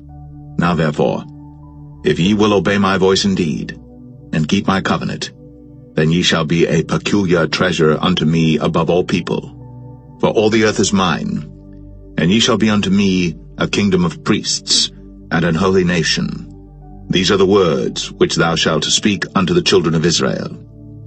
And Moses came and called for the elders of the people, and laid before their faces all these words which the Lord commanded him. And all the people answered together and said, All that the Lord hath spoken we will do. And Moses returned the words of the people unto the Lord. And the Lord said unto Moses, Lo, I come unto thee in a thick cloud, that the people may hear when I speak with thee, and believe thee forever. And Moses told the words of the people unto the Lord. And the Lord said unto Moses, Go unto the people, and sanctify them today and tomorrow, and let them wash their clothes, and be ready against the 3rd day. For the 3rd day the Lord will come down in the sight of all the people upon Mount Sinai. And thou shalt set bounds unto the people round about, saying, Take heed to yourselves, that ye go not up into the mount, or touch the border of it. Whosoever toucheth the mount shall be surely put to death. There shall not an hand touch it, but he shall surely be stoned, or shot through, whether it be beast or man, it shall not live. When the trumpet soundeth long, they shall come up to the mount. And Moses went down from the mount unto the people, and sanctified the people, and they washed their clothes.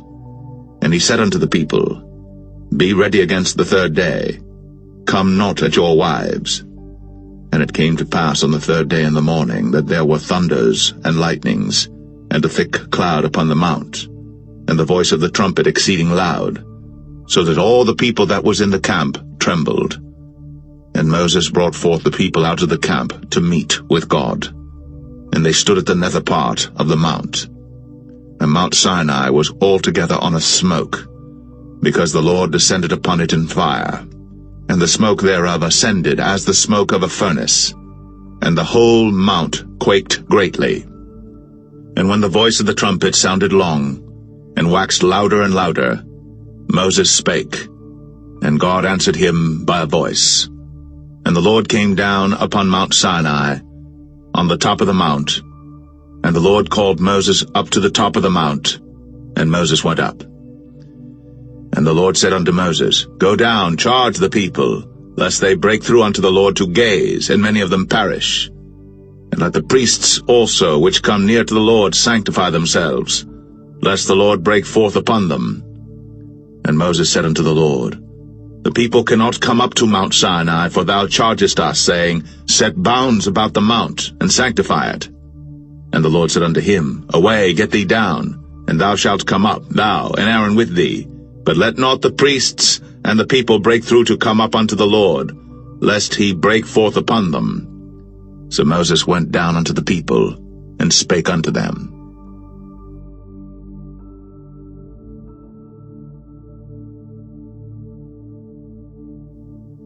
Exodus 20.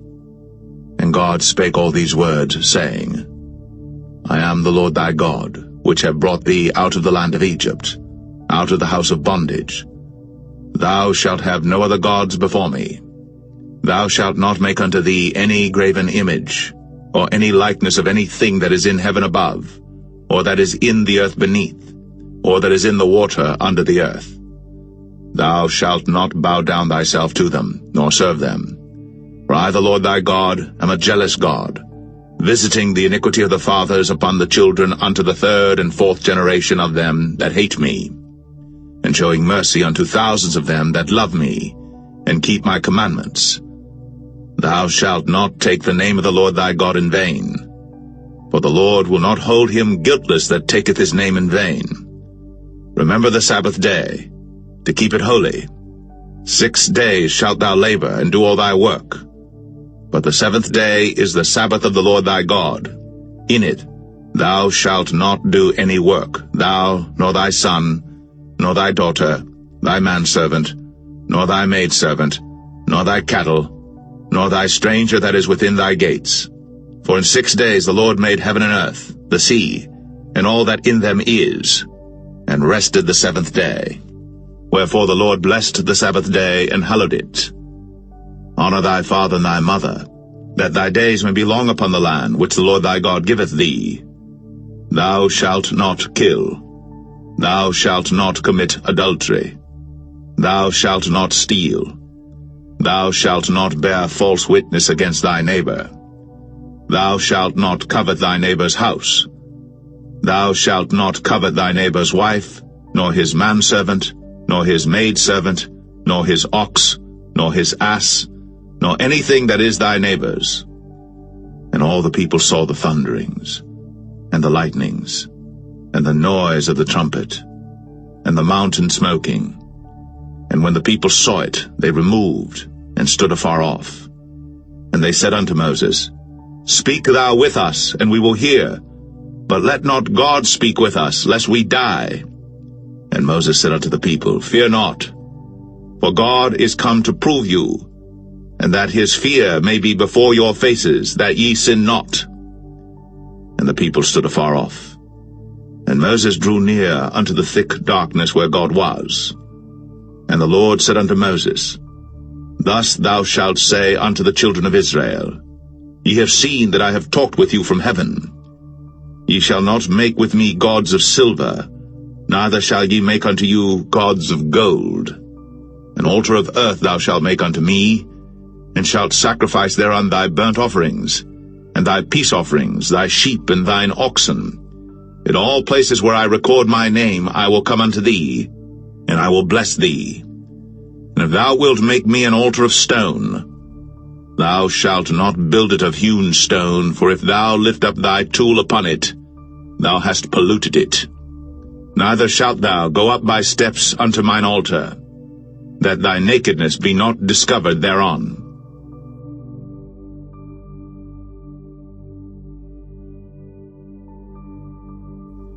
Exodus 21. Now these are the judgments which thou shalt set before them. If thou buy an Hebrew servant, 6 years he shall serve, and in the 7th he shall go out free for nothing. If he came in by himself, he shall go out by himself. If he were married, then his wife shall go out with him. If his master have given him a wife, and she have borne him sons or daughters, the wife and her children shall be her master's, and he shall go out by himself. And if the servant shall plainly say, I love my master, my wife, and my children, I will not go out free, then his master shall bring him unto the judges. He shall also bring him to the door, or unto the doorpost, and his master shall bore his ear through with an awl, and he shall serve him forever. And if a man sell his daughter to be a maidservant, she shall not go out as the men servants do. If she please not her master, who hath betrothed her to himself, then shall he let her be redeemed. To sell her unto a strange nation, he shall have no power, seeing he hath dealt deceitfully with her. And if he have betrothed her unto his son, he shall deal with her after the manner of daughters. If he take him another wife, her food, her raiment, and her duty of marriage, shall he not diminish? And if he do not these three unto her, then shall she go out free without money. He that smiteth a man so that he die shall be surely put to death. And if a man lie not in wait, but God deliver him into his hand, then I will appoint thee a place whither he shall flee. But if a man come presumptuously upon his neighbor, to slay him with guile, thou shalt take him from mine altar, that he may die. And he that smiteth his father or his mother shall be surely put to death. And he that stealeth a man and selleth him, or if he be found in his hand, he shall surely be put to death. And he that curseth his father or his mother shall surely be put to death. And if men strive together, and one smite another with a stone, or with his fist, and he die not, but keepeth his bed, if he rise again and walk abroad upon his staff, then shall he that smote him be quit, only he shall pay for the loss of his time, and shall cause him to be thoroughly healed. And if a man smite his servant or his maid with a rod, and he die under his hand, he shall be surely punished. Notwithstanding, if he continue a day or two, he shall not be punished, for he is his money.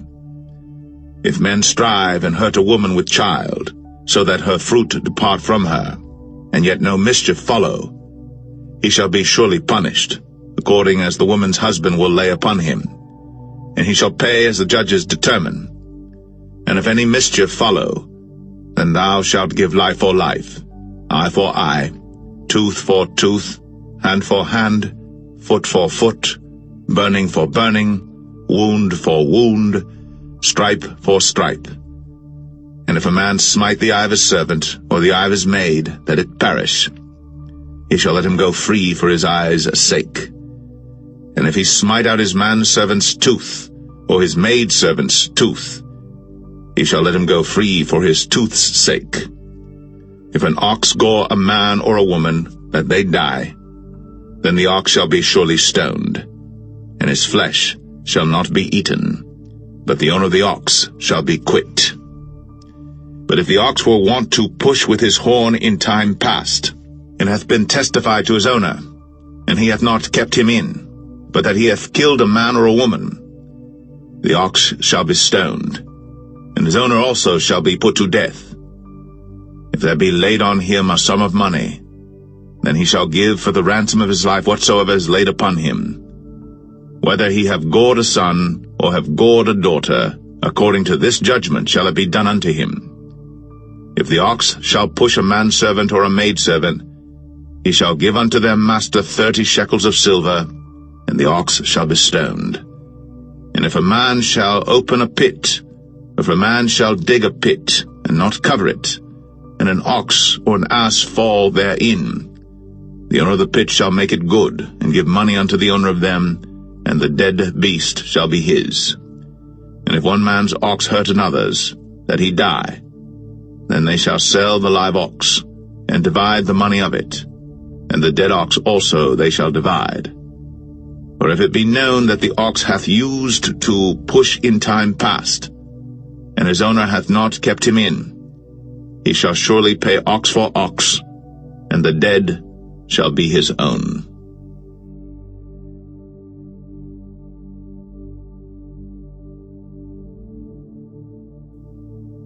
Exodus 22. If a man shall steal an ox or a sheep and kill it or sell it, he shall restore 5 oxen for an ox and 4 sheep for a sheep. If a thief be found breaking up, and be smitten that he die, there shall no blood be shed for him. If the sun be risen upon him, there shall be blood shed for him, for he should make full restitution. If he have nothing, then he shall be sold for his theft. If the theft be certainly found in his hand alive, whether it be ox or ass or sheep, he shall restore double. If a man shall cause a field or vineyard to be eaten, and shall put in his beast, and shall feed in another man's field, of the best of his own field and of the best of his own vineyard, shall he make restitution. If fire break out and catch in thorns, so that stacks of corn or the standing corn of the field be consumed therewith, he that kindled the fire shall surely make restitution. If a man shall deliver unto his neighbor money or stuff to keep, and it be stolen out of the man's house, if the thief be found, let him pay double. If the thief be not found, then the master of the house shall be brought unto the judges to see whether he have put his hand unto his neighbor's goods.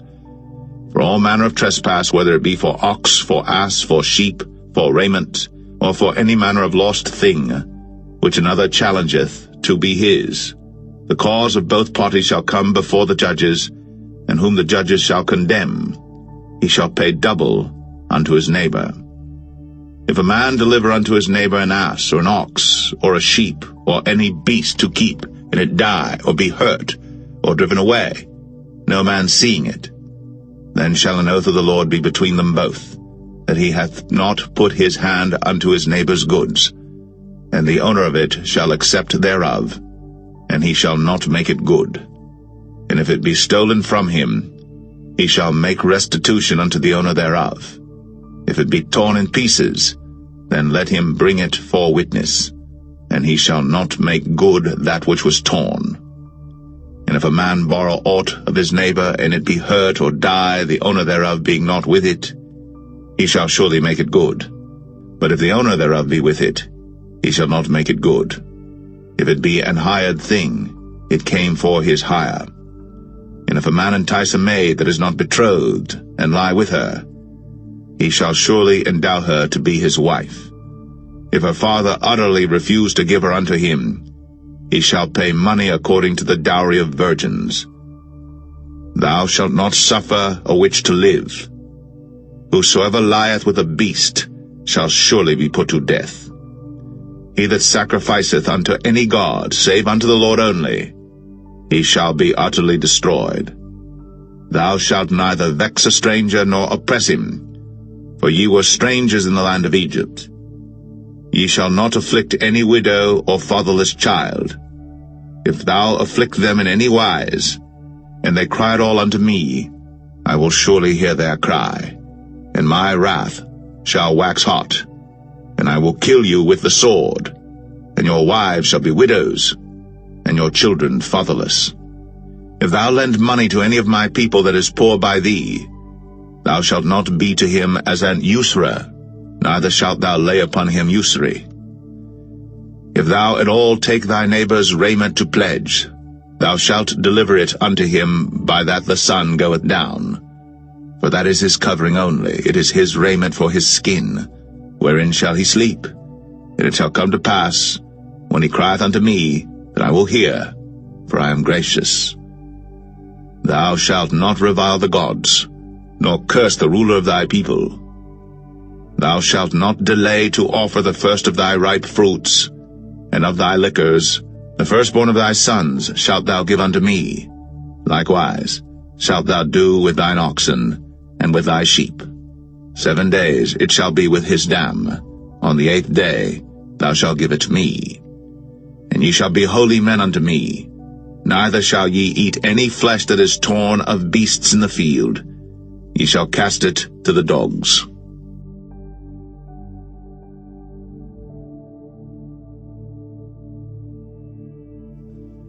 Exodus 23. Thou shalt not raise a false report. Put not thine hand with the wicked to be an unrighteous witness. Thou shalt not follow a multitude to do evil, neither shalt thou speak in a cause to decline after many to wrest judgment. Neither shalt thou countenance a poor man in his cause. If thou meet thine enemy's ox or his ass going astray, thou shalt surely bring it back to him again.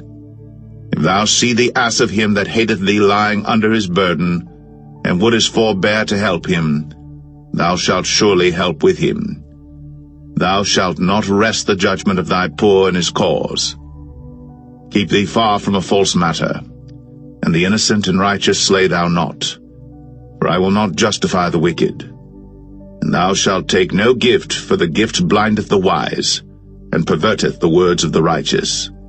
Also, thou shalt not oppress a stranger, for ye know the heart of a stranger, seeing ye were strangers in the land of Egypt. And 6 years thou shalt sow thy land, and shalt gather in the fruits thereof. But the 7th year thou shalt let it rest and lie still, that the poor of thy people may eat, and what they leave the beasts of the field shall eat. In like manner thou shalt deal with thy vineyard, and with thy oliveyard. 6 days thou shalt do thy work, and on the 7th day thou shalt rest, that thine ox and thine ass may rest, and the son of thy handmaid, and the stranger may be refreshed. In all things that I have said unto you be circumspect, and make no mention of the name of other gods, neither let it be heard out of thy mouth. 3 times thou shalt keep a feast unto me in the year. Thou shalt keep the feast of unleavened bread. Thou shalt eat unleavened bread 7 days, as I commanded thee, in the time appointed of the month Abib. For in it thou camest out from Egypt, and none shall appear before me empty. And the feast of harvest, the firstfruits of thy labors, which thou hast sown in the field, and the feast of ingathering, which is in the end of the year, when thou hast gathered in thy labors out of the field. 3 times in the year all thy males shall appear before the Lord God. Thou shalt not offer the blood of my sacrifice with leavened bread, neither shall the fat of my sacrifice remain until the morning. The first of the firstfruits of thy land thou shalt bring into the house of the Lord thy God. Thou shalt not see the kid in his mother's milk. Behold, I send an angel before thee, to keep thee in the way, and to bring thee into the place which I have prepared. Beware of him, and obey his voice. Provoke him not, for he will not pardon your transgressions, for my name is in him. But if thou shalt indeed obey his voice, and do all that I speak, then I will be an enemy unto thine enemies, and an adversary unto thine adversaries. For mine angel shall go before thee, and bring thee in unto the Amorites, and the Hittites, and the Perizzites, and the Canaanites, the Hivites, and the Jebusites, and I will cut them off. Thou shalt not bow down to their gods, nor serve them, nor do after their works, but thou shalt utterly overthrow them, and quite break down their images. And ye shall serve the Lord your God, and he shall bless thy bread and thy water, and I will take sickness away from the midst of thee. There shall nothing cast their young, nor be barren in thy land. The number of thy days I will fulfill. I will send my fear before thee, and will destroy all the people to whom thou shalt come, and I will make all thine enemies turn their backs unto thee, and I will send hornets before thee, which shall drive out the Hivite, the Canaanite, and the Hittite from before thee. I will not drive them out from before thee in 1 year, lest the land become desolate, and the beasts of the field multiply against thee. By little and little I will drive them out from before thee, until thou be increased and inherit the land. And I will set thy bounds from the Red Sea even unto the sea of the Philistines, and from the desert unto the river. For I will deliver the inhabitants of the land into your hand, and thou shalt drive them out before thee. Thou shalt make no covenant with them, nor with their gods. They shall not dwell in thy land, lest they make thee sin against me. For if thou serve their gods, it will surely be a snare unto thee.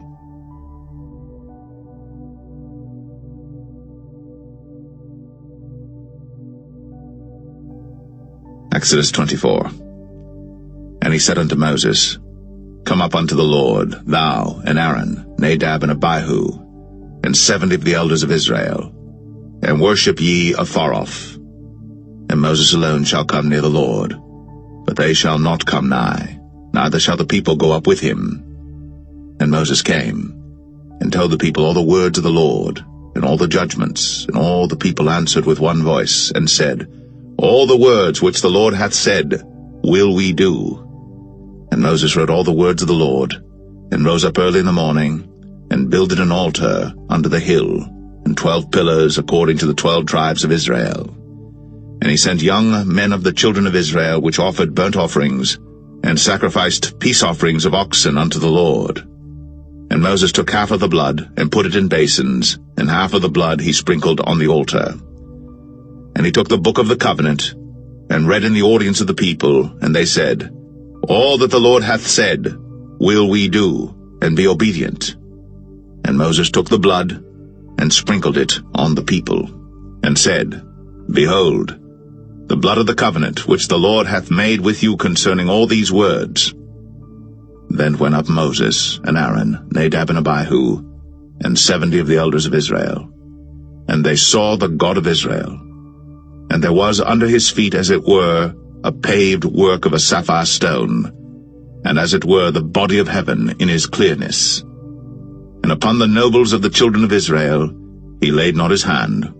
Also they saw God, and did eat and drink. And the Lord said unto Moses, Come up to me into the mount, and be there.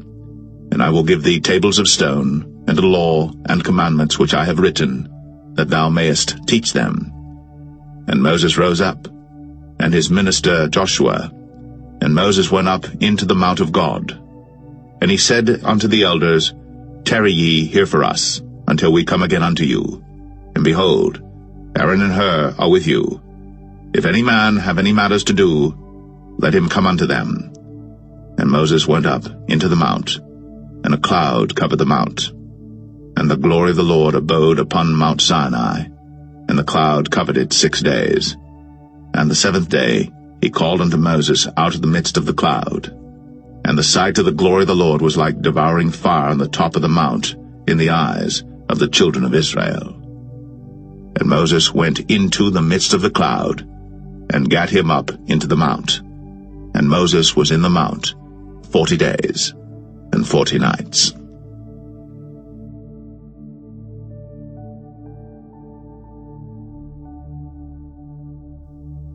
Exodus 25. And the Lord spake unto Moses, saying, Speak unto the children of Israel, that they bring me an offering of every man that giveth it willingly with his heart. Ye shall take my offering. And this is the offering which ye shall take of them, gold and silver and brass, and blue and purple and scarlet, and fine linen, and goat's hair, and rams' skins dyed red, and badgers' skins, and shittim wood, oil for the light, spices for anointing oil, and for sweet incense, onyx stones, and stones to be set in the ephod, and in the breastplate. And let them make me a sanctuary, that I may dwell among them, according to all that I show thee, after the pattern of the tabernacle, and the pattern of all the instruments thereof, even so shall ye make it. And they shall make an ark of shittim wood. 2 cubits and a half shall be the length thereof, and a cubit and a half the breadth thereof, and a cubit and a half the height thereof. And thou shalt overlay it with pure gold, within and without shalt thou overlay it, and shalt make upon it a crown of gold around about. And thou shalt cast 4 rings of gold for it, and put them in the 4 corners thereof, and 2 rings shall be in the one side of it, and 2 rings in the other side of it. And thou shalt make staves of shittim wood, and overlay them with gold. And thou shalt put the staves into the rings by the sides of the ark, that the ark may be borne with them. The staves shall be in the rings of the ark, they shall not be taken from it. And thou shalt put into the ark the testimony which I shall give thee. And thou shalt make a mercy seat of pure gold. 2 cubits and a half shall be the length thereof, and a cubit and a half the breadth thereof. And thou shalt make 2 cherubims of gold. Of beaten work shalt thou make them, in the 2 ends of the mercy seat. and make one cherub on the one end, and the other cherub on the other end. Even of the mercy seat shall ye make the cherubims on the two ends thereof. And the cherubims shall stretch forth their wings on high, covering the mercy seat with their wings, and their faces shall look one to another. Toward the mercy seat shall the faces of the cherubims be. And thou shalt put the mercy seat above upon the ark, and in the ark thou shalt put the testimony that I shall give thee. And there I will meet with thee, and I will commune with thee from above the mercy seat, from between the two cherubims which are upon the ark of the testimony, of all things which I will give thee in commandment unto the children of Israel. Thou shalt also make a table of shittim wood. 2 cubits shall be the length thereof, and a cubit the breadth thereof, and a cubit and a half the height thereof. And thou shalt overlay it with pure gold, and make thereto a crown of gold round about. And thou shalt make unto it a border of an handbreadth round about, and thou shalt make a golden crown to the border thereof round about. And thou shalt make for it 4 rings of gold, and put the rings in the 4 corners that are on the 4 feet thereof. Over against the border shall the rings be 4 places of the staves to bear the table. And thou shalt make the staves of shittim wood, and overlay them with gold, that the table may be borne with them. And thou shalt make the dishes thereof, and spoons thereof, and covers thereof, and bowls thereof, to cover withal. Of pure gold shalt thou make them. And thou shalt set upon the table showbread before me always. And thou shalt make a candlestick of pure gold. Of beaten work shall the candlestick be made. His shaft, and his branches, his bowls, his knobs and his flowers shall be of the same.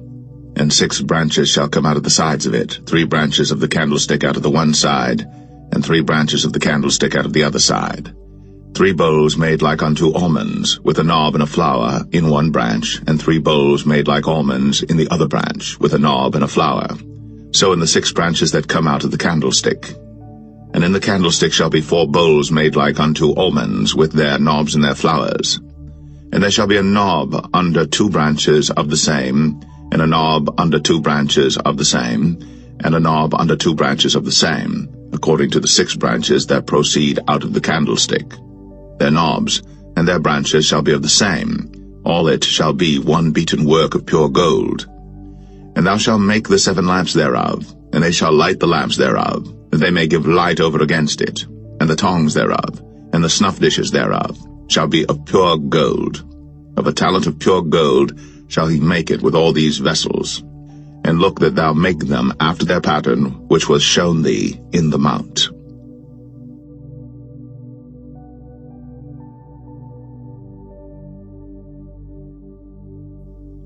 Exodus 26. Moreover, thou shalt make the tabernacle with 10 curtains of fine twined linen, and blue, and purple, and scarlet. With cherubims of cunning work shalt thou make them. The length of one curtain shall be 28 cubits, and the breadth of one curtain 4 cubits, and every one of the curtains shall have one measure. The 5 curtains shall be coupled together one to another, and other 5 curtains shall be coupled one to another. And thou shalt make loops of blue upon the edge of the one curtain, from the selvage in the coupling. And likewise shalt thou make in the uttermost edge of another curtain, in the coupling of the second. 50 loops shalt thou make in the one curtain, and 50 loops shalt thou make in the edge of the curtain that is in the coupling of the second, that the loops may take hold one of another. And thou shalt make 50 taches of gold, and couple the curtains together with the taches, and it shall be one tabernacle. And thou shalt make curtains of goat's hair to be a covering upon the tabernacle. 11 curtains shalt thou make. The length of one curtain shall be 30 cubits, and the breadth of one curtain 4 cubits, and the 11 curtains shall be all of one measure. And thou shalt couple 5 curtains by themselves, and 6 curtains by themselves, and shalt double the 6th curtain in the forefront of the tabernacle. And thou shalt make 50 loops on the edge of the one curtain that is outmost in the coupling, and 50 loops in the edge of the curtain which coupleth the second. And thou shalt make 50 taches of brass, and put the taches into the loops, and couple the tent together, that it may be one.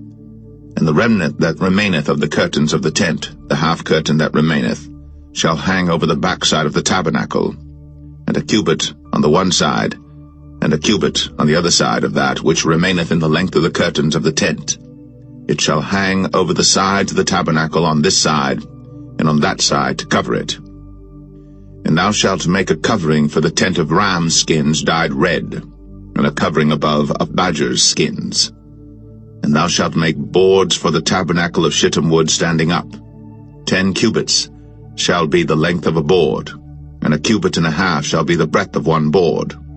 2 tenons shall there be in one board, set in order, one against another. Thus shalt thou make for all the boards of the tabernacle.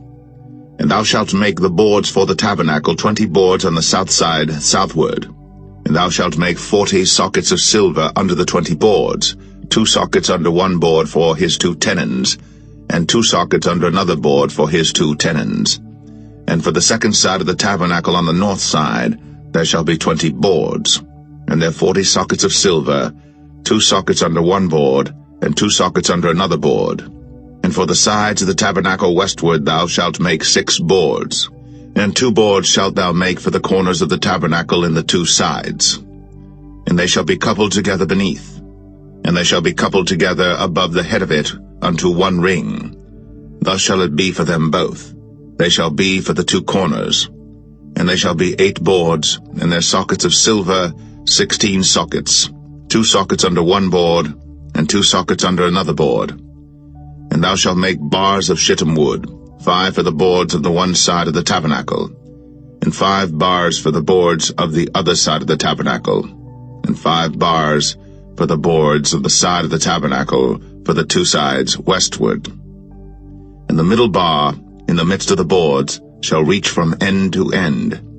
And thou shalt overlay the boards with gold, and make their rings of gold, for places for the bars, and thou shalt overlay the bars with gold. And thou shalt rear up the tabernacle according to the fashion thereof which was shown thee in the mount. And thou shalt make a veil of blue and purple and scarlet and fine twined linen of cunning work. With cherubims shall it be made. And thou shalt hang it upon 4 pillars of shittim wood overlaid with gold. Their hooks shall be of gold, upon the 4 sockets of silver. And thou shalt hang up the veil under the taches, that thou mayest bring in thither within the veil the ark of the testimony. And the veil shall divide unto you between the holy place and the most holy. And thou shalt put the mercy seat upon the ark of the testimony in the most holy place. And thou shalt set the table without the veil, and the candlestick over against the table on the side of the tabernacle toward the south. And thou shalt put the table on the north side. And thou shalt make an hanging for the door of the tent of blue and purple and scarlet, and fine twined linen wrought with needlework. And thou shalt make for the hanging 5 pillars of shittim wood, and overlay them with gold, and their hooks shall be of gold, and thou shalt cast 5 sockets of brass for them.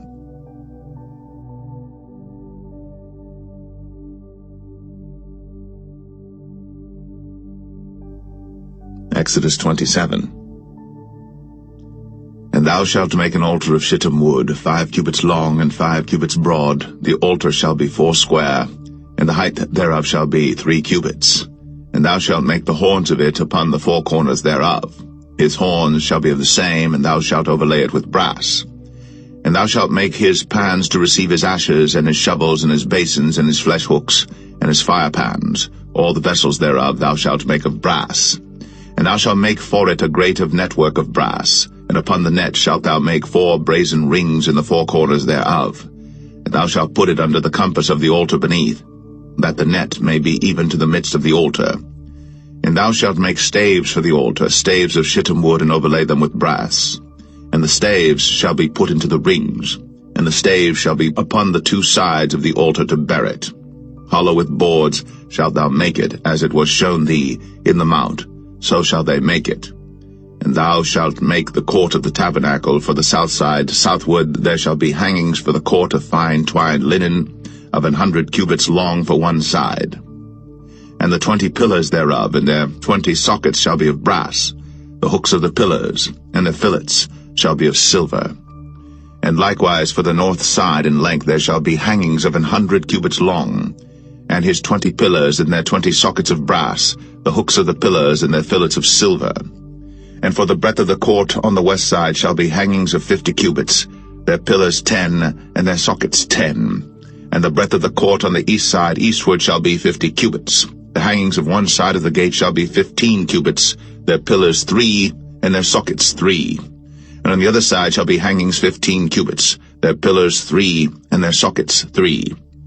And for the gate of the court shall be an hanging of 20 cubits of blue, and purple, and scarlet, and fine twined linen, wrought with needlework, and their pillars shall be 4, and their sockets 4. All the pillars round about the court shall be filleted with silver. Their hooks shall be of silver, and their sockets of brass. The length of the court shall be 100 cubits, and the breadth 50 everywhere, and the height 5 cubits of fine twined linen, and their sockets of brass. All the vessels of the tabernacle, and all the service thereof, and all the pins thereof, and all the pins of the court shall be of brass. And thou shalt command the children of Israel that they bring thee pure oil, olive beaten for the light, to cause the lamp to burn always. In the tabernacle of the congregation without the veil, which is before the testimony, Aaron and his sons shall order it from evening to morning before the Lord. It shall be a statute forever, unto their generations, on the behalf of the children of Israel.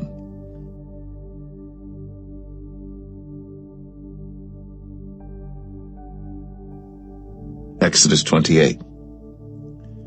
And take thou unto thee Aaron thy brother, and his sons with him, from among the children of Israel, that he may minister unto me in the priest's office, even Aaron, Nadab, and Abihu, Eleazar, and Ithamar, Aaron's sons. And thou shalt make holy garments for Aaron thy brother, for glory and for beauty.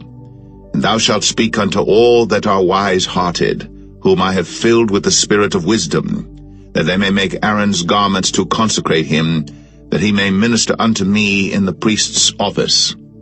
And these are the garments which they shall make: a breastplate, and an ephod, and a robe, and a broidered coat, a mitre, and a girdle. And they shall make holy garments for Aaron thy brother, and his sons, that he may minister unto me in the priest's office. And they shall take gold, and blue, and purple, and scarlet, and fine linen. And they shall make the ephod of gold, of blue, and of purple, of scarlet, and fine twined linen with cunning work. It shall have the 2 shoulder pieces thereof joined at the 2 edges thereof, and so it shall be joined together. And the curious girdle of the ephod which is upon it shall be of the same, according to the work thereof, even of gold, of blue, and purple, and scarlet, and fine twined linen. And thou shalt take 2 onyx stones, and grave on them the names of the children of Israel, 6 of their names on one stone, and the other 6 names of the rest on the other stone, according to their birth. With the work of an engraver in stone, like the engravings of a signet, shalt thou engrave the 2 stones with the names of the children of Israel. Thou shalt make them to be set in ouches of gold. And thou shalt put the 2 stones upon the shoulders of the ephod for stones of memorial unto the children of Israel. And Aaron shall bear their names before the Lord upon his 2 shoulders for a memorial. And thou shalt make ouches of gold, and 2 chains of pure gold at the ends. Of wreathen work shalt thou make them, and fasten the wreathen chains to the ouches. And thou shalt make the breastplate of judgment with cunning work. After the work of the ephod thou shalt make it, of gold, of blue, and of purple, and of scarlet, and of fine twined linen shalt thou make it. 4 square it shall be, being doubled. A span shall be the length thereof, and a span shall be the breadth thereof. And thou shalt set in it settings of stones, even 4 rows of stones. The first row shall be a sardius, a topaz, and a carbuncle. This shall be the first row. And the second row shall be an emerald, a sapphire, and a diamond.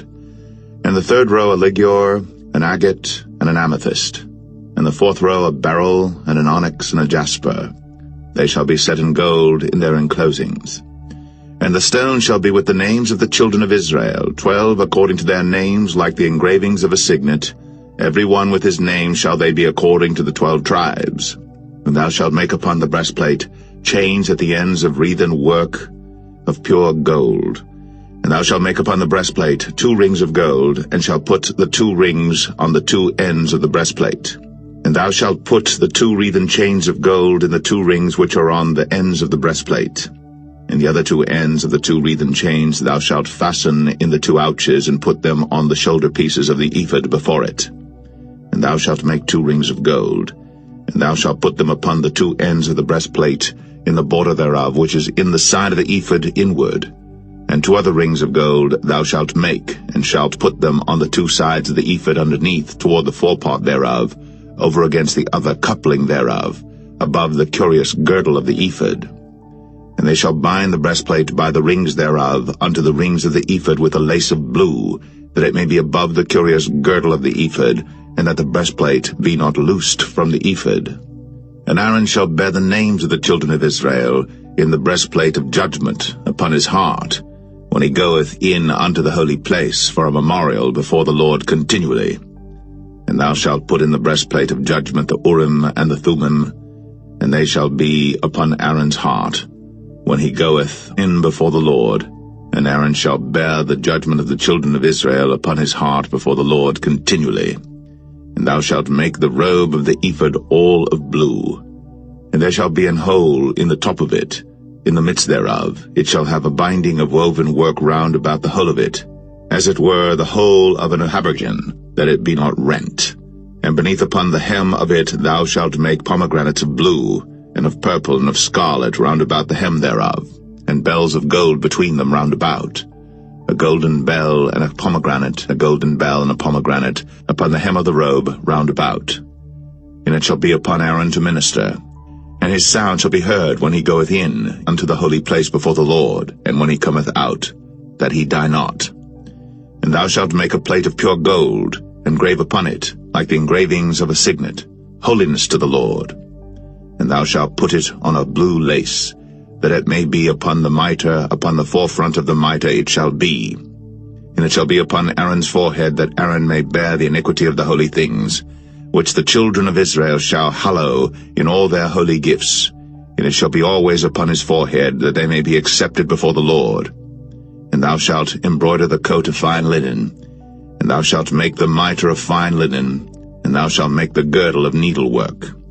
And for Aaron's sons thou shalt make coats, and thou shalt make for them girdles, and bonnets shalt thou make for them for glory and for beauty. And thou shalt put them upon Aaron thy brother, and his sons with him, and shalt anoint them, and consecrate them, and sanctify them, that they may minister unto me in the priest's office. And thou shalt make them linen breeches to cover their nakedness, from the loins even unto the thighs they shall reach. And they shall be upon Aaron and upon his sons when they come in unto the tabernacle of the congregation, or when they come near unto the altar to minister in the holy place, that they bear not iniquity and die. It shall be a statute for ever unto him and his seed after him.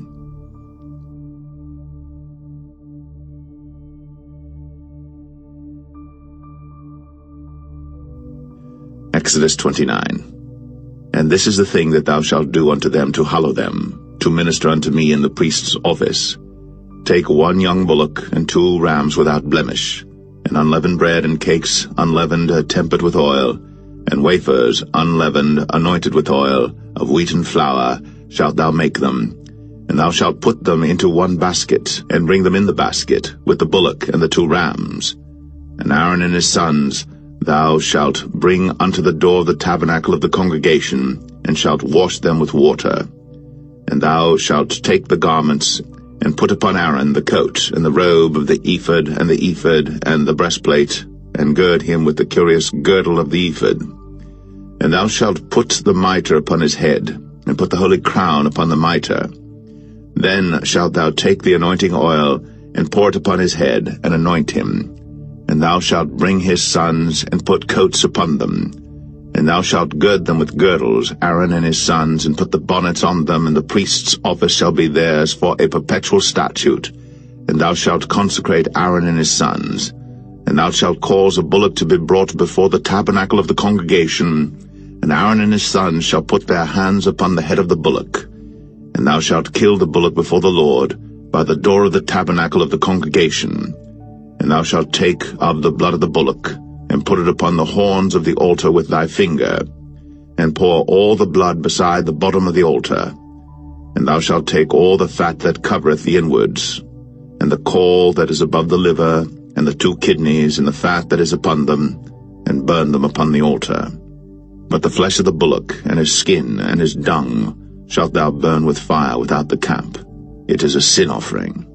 Thou shalt also take 1 ram, and Aaron and his sons shall put their hands upon the head of the ram. And thou shalt slay the ram, and thou shalt take his blood and sprinkle it round about upon the altar. And thou shalt cut the ram in pieces, and wash the inwards of him and his legs, and put them unto his pieces and unto his head. And thou shalt burn the whole ram upon the altar. It is a burnt offering unto the Lord. It is a sweet savour, an offering made by fire unto the Lord. And thou shalt take the other ram, and Aaron and his sons shall put their hands upon the head of the ram. Then shalt thou kill the ram, and take of his blood, and put it upon the tip of the right ear of Aaron, and upon the tip of the right ear of his sons, and upon the thumb of their right hand, and upon the great toe of their right foot, and sprinkle the blood upon the altar round about. And thou shalt take of the blood that is upon the altar, and of the anointing oil, and sprinkle it upon Aaron, and upon his garments, and upon his sons, and upon the garments of his sons with him. And he shall be hallowed, and his garments, and his sons' garments with him. Also thou shalt take of the ram the fat and the rump, and the fat that covereth the inwards, and the caul above the liver, and the 2 kidneys, and the fat that is upon them, and the right shoulder, for it is a ram of consecration. And 1 loaf of bread, and 1 cake of oiled bread, and 1 wafer out of the basket of the unleavened bread that is before the Lord. And thou shalt put all in the hands of Aaron, and in the hands of his sons, and shalt wave them for a wave offering before the Lord. And thou shalt receive them of their hands, and burn them upon the altar for a burnt offering, for a sweet savour before the Lord. It is an offering made by fire unto the Lord. And thou shalt take the breast of the ram of Aaron's consecration, and wave it for a wave offering before the Lord, and it shall be thy part. And thou shalt sanctify the breast of the wave offering, and the shoulder of the heave offering which is waved, and which is heaved up, of the ram of the consecration, even of that which is for Aaron, and of that which is for his sons. And it shall be Aaron's and his sons by a statute forever from the children of Israel. For it is an heave offering, and it shall be an heave offering from the children of Israel of the sacrifice of their peace offerings, even their heave offering unto the Lord. And the holy garments of Aaron shall be his sons after him, to be anointed therein, and to be consecrated in them. And that son that is priest in his stead shall put them on 7 days, when he cometh into the tabernacle of the congregation to minister in the holy place. And thou shalt take the ram of the consecration, and seethe his flesh in the holy place. And Aaron and his sons shall eat the flesh of the ram, and the bread that is in the basket by the door of the tabernacle of the congregation. And they shall eat those things wherewith the atonement was made, to consecrate and to sanctify them. But a stranger shall not eat thereof, because they are holy. And if aught of the flesh of the consecrations, or of the bread, remain unto the morning, then thou shalt burn the remainder with fire. It shall not be eaten, because it is holy. And thus shalt thou do unto Aaron and to his sons, according to all things which I have commanded thee. 7 days shalt thou consecrate them. And thou shalt offer every day a bullock for a sin offering, for atonement. And thou shalt cleanse the altar, when thou hast made an atonement for it. And thou shalt anoint it, to sanctify it. 7 days thou shalt make an atonement for the altar, and sanctify it. And it shall be an altar most holy. Whatsoever toucheth the altar shall be holy. Now this is that which thou shalt offer upon the altar: 2 lambs of the first year, day by day, continually. The 1 lamb thou shalt offer in the morning, and the other lamb thou shalt offer at even. And with the 1 lamb 1/10 deal of flour mingled with the 4th part of an hin of beaten oil, and the 4th part of an hin of wine for a drink offering. And the other lamb thou shalt offer at even, and shalt do thereto according to the meat offering of the morning, and according to the drink offering thereof, for a sweet savour, an offering made by fire unto the Lord.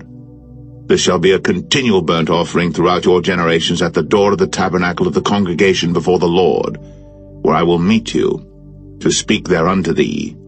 And there I will meet with the children of Israel, and the tabernacle shall be sanctified by my glory. And I will sanctify the tabernacle of the congregation and the altar. I will sanctify also both Aaron and his sons to minister to me in the priest's office, and I will dwell among the children of Israel, and will be their God. And they shall know that I am the Lord their God, that brought them forth out of the land of Egypt, that I may dwell among them. I am the Lord their God.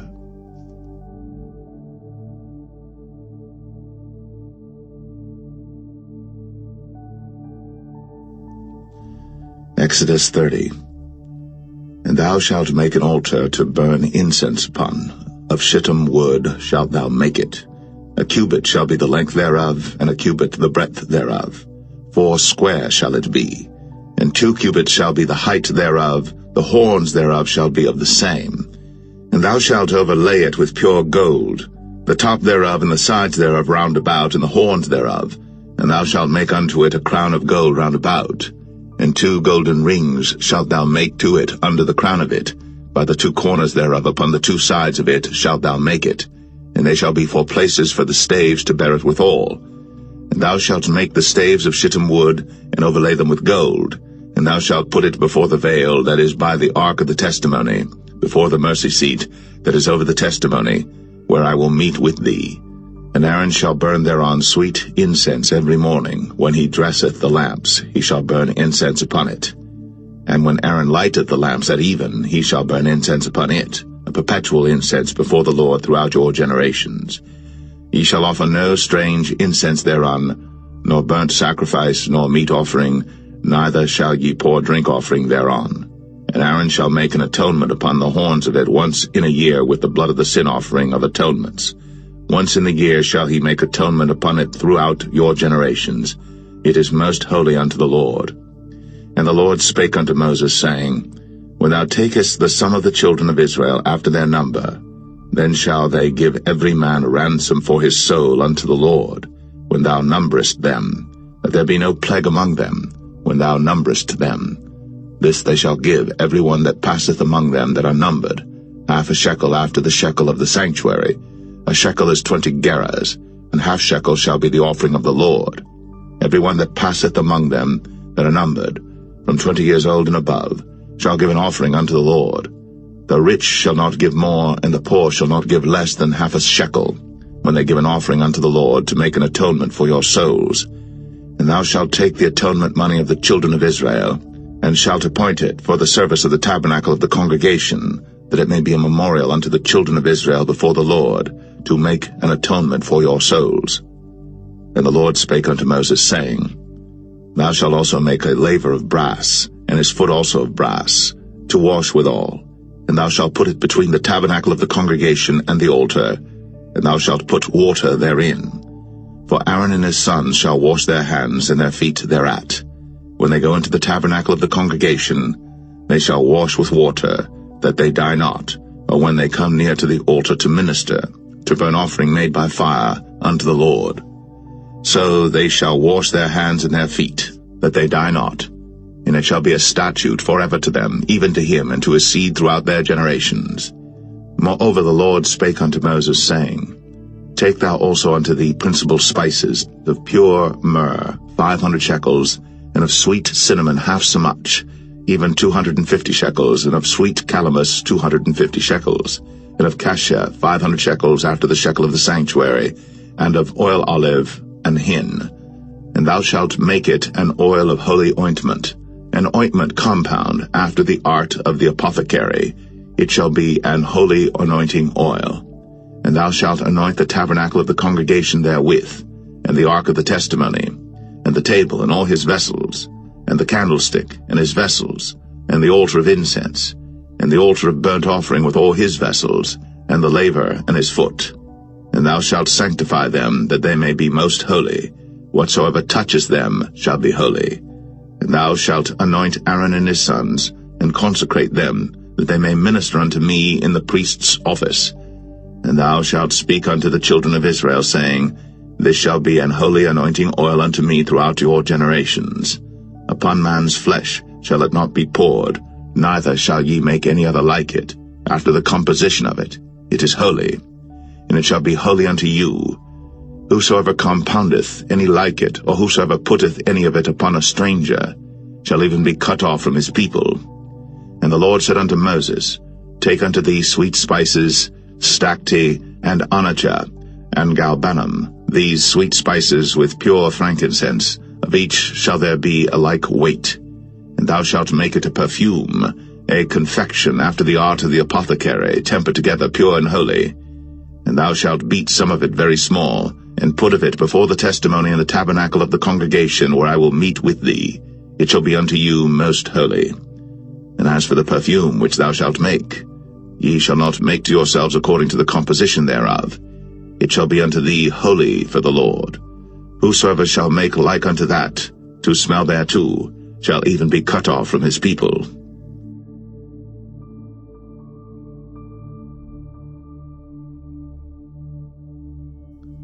Exodus 31. And the Lord spake unto Moses, saying, See, I have called by name Bezalel the son of Uri, the son of Hur, of the tribe of Judah, and I have filled him with the Spirit of God, in wisdom, and in understanding, and in knowledge, and in all manner of workmanship, to devise cunning works, to work in gold, and in silver, and in brass, and in cutting of stones, to set them, and in carving of timber, to work in all manner of workmanship.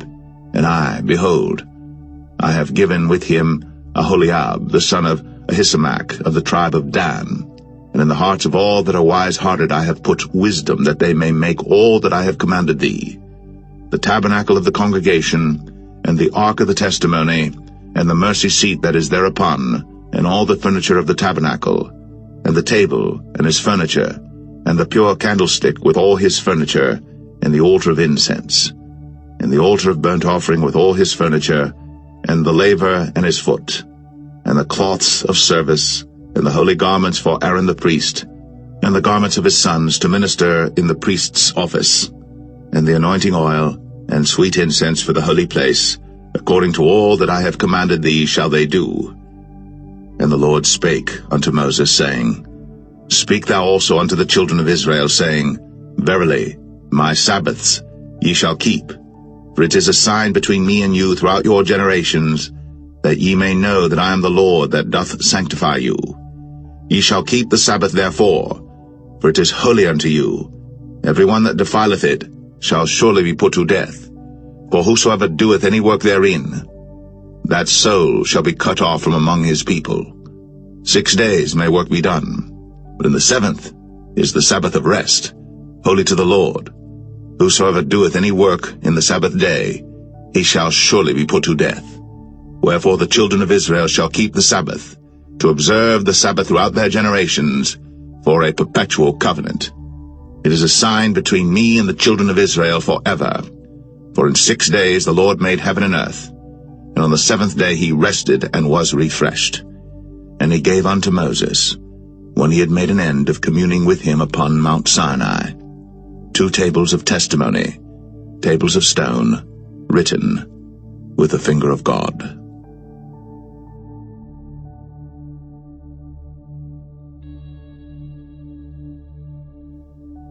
Exodus 32. And when the people saw that Moses delayed to come down out of the mount, the people gathered themselves together unto Aaron, and said unto him, Up, make us gods, which shall go before us. For as for this Moses, the man that brought us up out of the land of Egypt, we wot not what is become of him. And Aaron said unto them, Break off the golden earrings which are in the ears of your wives, of your sons, and of your daughters, and bring them unto me. And all the people brake off the golden earrings which were in their ears, and brought them unto Aaron. And he received them at their hand, and fashioned it with a graving tool, after he had made it a molten calf. And they said, These be thy gods, O Israel, which brought thee up out of the land of Egypt. And when Aaron saw it, he built an altar before it. And Aaron made proclamation and said, Tomorrow is a feast to the Lord. And they rose up early on the morrow, and offered burnt offerings, and brought peace offerings. And the people sat down to eat and to drink, and rose up to play. And the Lord said unto Moses, Go, get thee down, For thy people, which thou broughtest out of the land of Egypt, have corrupted themselves. They have turned aside quickly out of the way which I commanded them. They have made them a molten calf, and have worshipped it, and have sacrificed thereunto, and said, These be thy gods, O Israel, which have brought thee up out of the land of Egypt. And the Lord said unto Moses, I have seen this people, and behold, it is a stiff-necked people. Now therefore let me alone, that my wrath may wax hot against them, and that I may consume them, and I will make of thee a great nation. And Moses besought the Lord his God, and said, Lord, why doth thy wrath wax hot against thy people, which thou hast brought forth out of the land of Egypt with great power, and with a mighty hand? Wherefore should the Egyptians speak and say, For mischief did he bring them out, to slay them in the mountains, and to consume them from the face of the earth? Turn from thy fierce wrath, and repent of this evil against thy people. Remember Abraham, Isaac, and Israel, thy servants, to whom thou swarest by thine own self, and saidst unto them, I will multiply your seed as the stars of heaven, and all this land that I have spoken of will I give unto your seed, and they shall inherit it forever. And the Lord repented of the evil which he thought to do unto his people. And Moses turned, and went down from the mount, and the 2 tables of the testimony were in his hand. The tables were written on both their sides. On the one side, and on the other, were they written. And the tables were the work of God, and the writing was the writing of God, graven upon the tables. And when Joshua heard the noise of the people as they shouted, he said unto Moses, There is a noise of war in the camp. And he said, It is not the voice of them that shout for mastery, neither is it the voice of them that cry for being overcome, but the noise of them that sing do I hear. And it came to pass, as soon as he came nigh unto the camp, that he saw the calf and the dancing. And Moses' anger waxed hot, and he cast the tables out of his hands, and brake them beneath the mount. And he took the calf which they had made, and burnt it in the fire, and ground it to powder, and strawed it upon the water, and made the children of Israel drink of it. And Moses said unto Aaron, What did this people unto thee, that thou hast brought so great a sin upon them? And Aaron said, Let not the anger of my Lord wax hot. Thou knowest the people, that they are set on mischief. For they said unto me, Make us gods, which shall go before us. For as for this Moses, the man that brought us up out of the land of Egypt, we wot not what is become of him. And I said unto them, Whosoever hath any gold, let them break it off. So they gave it to me. Then I cast it into the fire, and there came out this calf. And when Moses saw that the people were naked, for Aaron had made them naked unto their shame among their enemies, then Moses stood in the gate of the camp, and said, Who is on the Lord's side? Let him come unto me. And all the sons of Levi gathered themselves together unto him. And he said unto them, Thus saith the Lord God of Israel, Put every man his sword by his side, and go in and out from gate to gate throughout the camp, and slay every man his brother, and every man his companion, and every man his neighbor. And the children of Levi did according to the word of Moses. And there fell of the people that day about 3,000 men. For Moses had said, Consecrate yourselves today to the Lord, even every man upon his son, and upon his brother, that he may bestow upon you a blessing this day.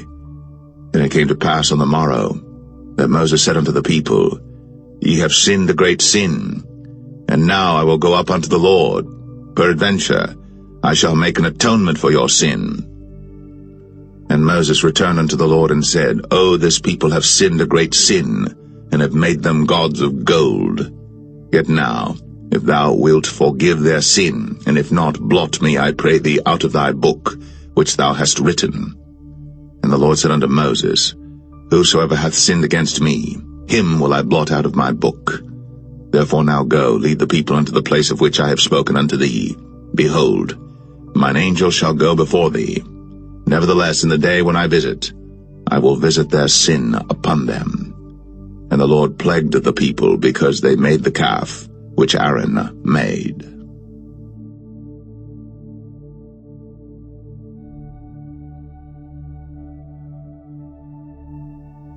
Exodus 33. And the Lord said unto Moses, Depart, and go up hence, thou and the people which thou hast brought up out of the land of Egypt, unto the land which I swear unto Abraham, to Isaac, and to Jacob, saying, Unto thy seed will I give it. And I will send an angel before thee, and I will drive out the Canaanite, the Amorite, and the Hittite, and the Perizzite, the Hivite, and the Jebusite, unto a land flowing with milk and honey. For I will not go up in the midst of thee, for thou art a stiff-necked people, lest I consume thee in the way. And when the people heard these evil tidings, they mourned, and no man did put on him his ornaments.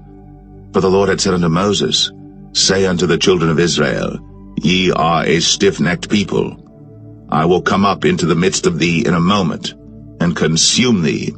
Therefore now put off thy ornaments from thee, that I may know what to do unto thee. And the children of Israel stripped themselves of their ornaments by the Mount Horeb.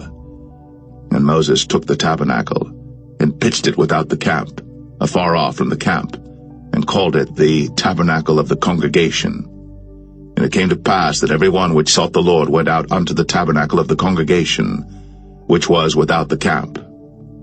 And it came to pass, when Moses went out unto the tabernacle, that all the people rose up, and stood every man at his tent door, and looked after Moses, until he was gone into the tabernacle. And it came to pass, as Moses entered into the tabernacle, the cloudy pillar descended, and stood at the door of the tabernacle, and the Lord talked with Moses. And all the people saw the cloudy pillar stand at the tabernacle door. And all the people rose up and worshipped, every man in his tent door. And the Lord spake unto Moses face to face, as a man speaketh unto his friend. And he turned again into the camp.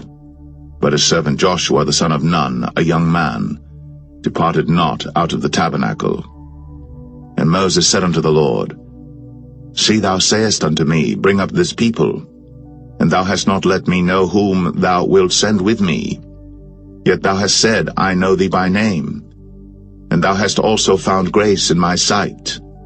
Now therefore, I pray thee, if I have found grace in thy sight, show me now thy way, that I may know thee, that I may find grace in thy sight, and consider that this nation is thy people. And he said, My presence shall go with thee, and I will give thee rest. And he said unto him, If thy presence go not with me, carry us not up hence. For wherein shall it be known here that I and thy people have found grace in thy sight? Is it not in that thou goest with us? So shall we be separated, I and thy people, from all the people that are upon the face of the earth. And the Lord said unto Moses, I will do this thing also that thou hast spoken, for thou hast found grace in my sight, and I know thee by name. And he said, I beseech thee, show me thy glory. And he said, I will make all my goodness pass before thee, and I will proclaim the name of the Lord before thee, and will be gracious to whom I will be gracious, and will show mercy on whom I will show mercy. And he said, Thou canst not see my face, for there shall no man see me and live.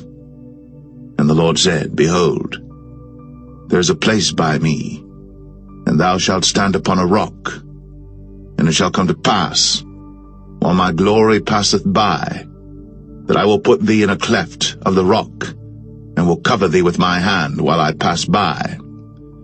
And I will take away mine hand, and thou shalt see my back parts, but my face shall not be seen.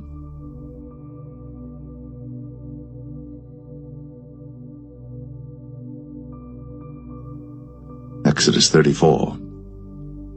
And the Lord said unto Moses, Hew thee 2 tables of stone like unto the first. And I will write upon these tables the words that were in the first tables which thou breakest. And be ready in the morning, and come up in the morning unto Mount Sinai, and present thyself there to me in the top of the mount. And no man shall come up with thee, neither let any man be seen throughout all the mount, neither let the flocks nor herds feed before that mount. and he hewed 2 tables of stone like unto the first. And Moses rose up early in the morning, and went up unto Mount Sinai, as the Lord had commanded him, and took in his hand the 2 tables of stone. And the Lord descended in the cloud, and stood with him there, and proclaimed the name of the Lord. And the Lord passed by before him, and proclaimed, the Lord God, merciful and gracious, long-suffering, and abundant in goodness and truth, keeping mercy for thousands, forgiving iniquity, and transgression and sin, and that will by no means clear the guilty, visiting the iniquity of the fathers upon the children, and upon the children's children, unto the 3rd and to the 4th generation. And Moses made haste, and bowed his head toward the earth, and worshipped, and he said, If now I have found grace in thy sight, O Lord, let my Lord, I pray thee, go among us. For it is a stiff-necked people, and pardon our iniquity and our sin, and take us for thine inheritance. And he said, Behold, I make a covenant. Before all thy people I will do marvels, such as have not been done in all the earth, nor in any nation. And all the people among which thou art shall see the work of the Lord, for it is a terrible thing that I will do with thee. Observe thou that which I command thee this day. Behold, I drive out before thee the Amorite, and the Canaanite, and the Hittite, and the Perizzite, and the Hivite, and the Jebusite. Take heed to thyself, lest thou make a covenant with the inhabitants of the land whither thou goest, lest it be for a snare in the midst of thee. But ye shall destroy their altars, break their images, and cut down their groves. For thou shalt worship no other god, for the Lord whose name is a jealous God. Lest thou make a covenant with the inhabitants of the land, and they go a-whoring after their gods, and do sacrifice unto their gods, and one call thee, and thou eat of his sacrifice, and thou take of their daughters unto thy sons, and their daughters go a-whoring after their gods, and make thy sons go a-whoring after their gods. Thou shalt make thee no molten gods. The feast of unleavened bread shalt thou keep. 7 days thou shalt eat unleavened bread, as I commanded thee, in the time of the month Abib. For in the month Abib thou camest out from Egypt. All that openeth the matrix is mine, and every firstling among thy cattle, whether ox or sheep that is male. But the firstling of an ass thou shalt redeem with a lamb, and if thou redeem him not, then shalt thou break his neck. All the firstborn of thy sons thou shalt redeem, and none shall appear before me empty. 6 days thou shalt work, but on the 7th day thou shalt rest. In earing time and in harvest thou shalt rest. And thou shalt observe the feast of weeks, of the firstfruits of wheat harvest, and the feast of ingathering at the year's end. Thrice in the year shall all your men-children appear before the Lord God, the God of Israel. For I will cast out the nations before thee, and enlarge thy borders. Neither shall any man desire thy land, when thou shalt go up to appear before the Lord thy God thrice in the year. Thou shalt not offer the blood of my sacrifice with leaven, neither shall the sacrifice of the feast of the Passover be left unto the morning. The first of the firstfruits of thy land thou shalt bring unto the house of the Lord thy God. Thou shalt not see the kid in his mother's milk. And the Lord said unto Moses, Write thou these words, for after the tenor of these words I have made a covenant with thee and with Israel. And he was there with the Lord 40 days and 40 nights. He did neither eat bread nor drink water. And he wrote upon the tables the words of the covenant, the 10 commandments. And it came to pass, when Moses came down from Mount Sinai, with the 2 tables of testimony in Moses' hand, when he came down from the mount, that Moses wist not that the skin of his face shone, while he talked with him. And when Aaron and all the children of Israel saw Moses, behold, the skin of his face shone, and they were afraid to come nigh him. And Moses called unto them, and Aaron and all the rulers of the congregation returned unto him. And Moses talked with them, and afterward all the children of Israel came nigh, and he gave them in commandment all that the Lord had spoken with him in Mount Sinai. Until Moses had done speaking with them, he put a veil on his face. But when Moses went in before the Lord to speak with him, he took the veil off until he came out. And he came out and spake unto the children of Israel that which he was commanded. And the children of Israel saw the face of Moses, that the skin of Moses' face shone. And Moses put the veil upon his face again, until he went in to speak with him.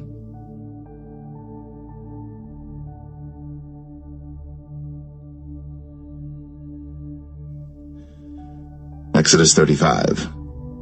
And Moses gathered all the congregation of the children of Israel together, and said unto them, These are the words which the Lord hath commanded, that ye should do them.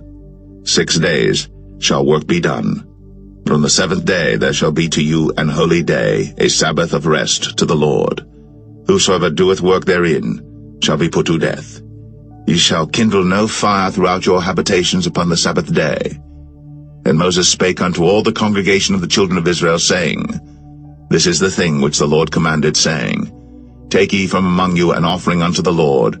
Whosoever is of a willing heart, let him bring it, an offering of the Lord, gold and silver and brass, and blue and purple and scarlet and fine linen and goat's hair, and rams' skins dyed red, and badgers' skins, and shittim wood, and oil for the light, and spices for anointing oil, and for the sweet incense, and onyx stones, and stones to be set for the ephod and for the breastplate.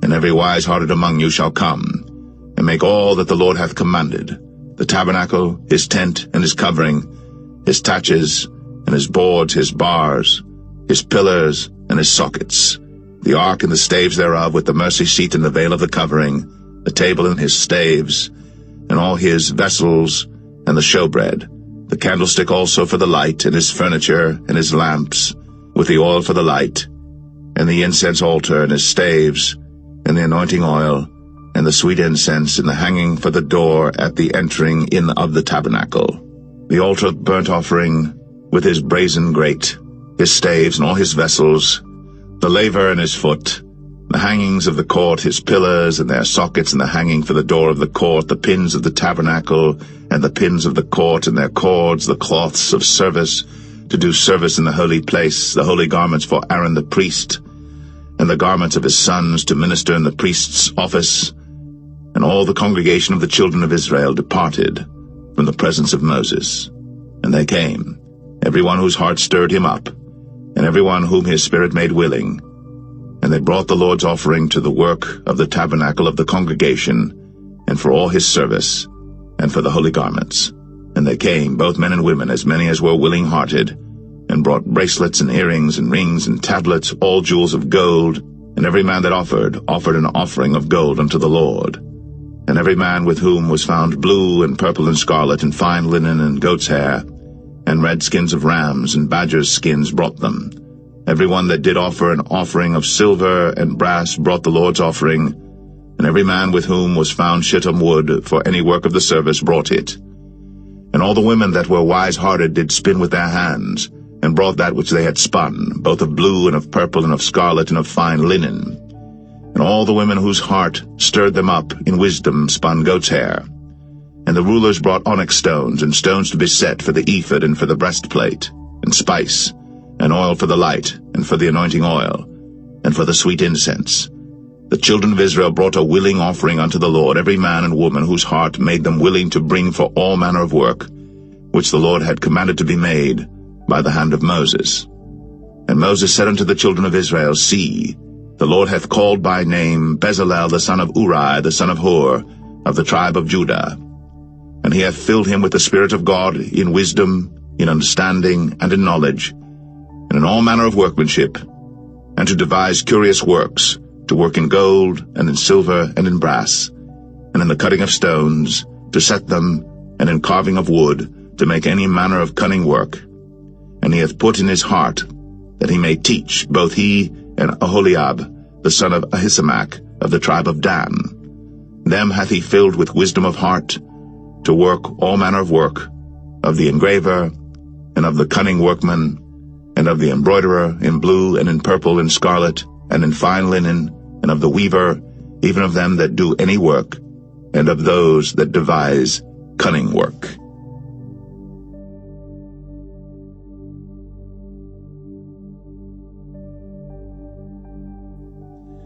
Exodus 36. Then wrought Bezalel, and Aholiab, and every wise-hearted man, in whom the Lord put wisdom and understanding to know how to work all manner of work for the service of the sanctuary, according to all that the Lord had commanded. And Moses called Bezalel and Aholiab, and every wise-hearted man in whose heart the Lord had put wisdom, even every one whose heart stirred him up to come unto the work to do it. And they received of Moses all the offering, which the children of Israel had brought for the work of the service of the sanctuary, to make it withal. And they brought yet unto him free offerings every morning. And all the wise men that wrought all the work of the sanctuary came every man from his work which they made.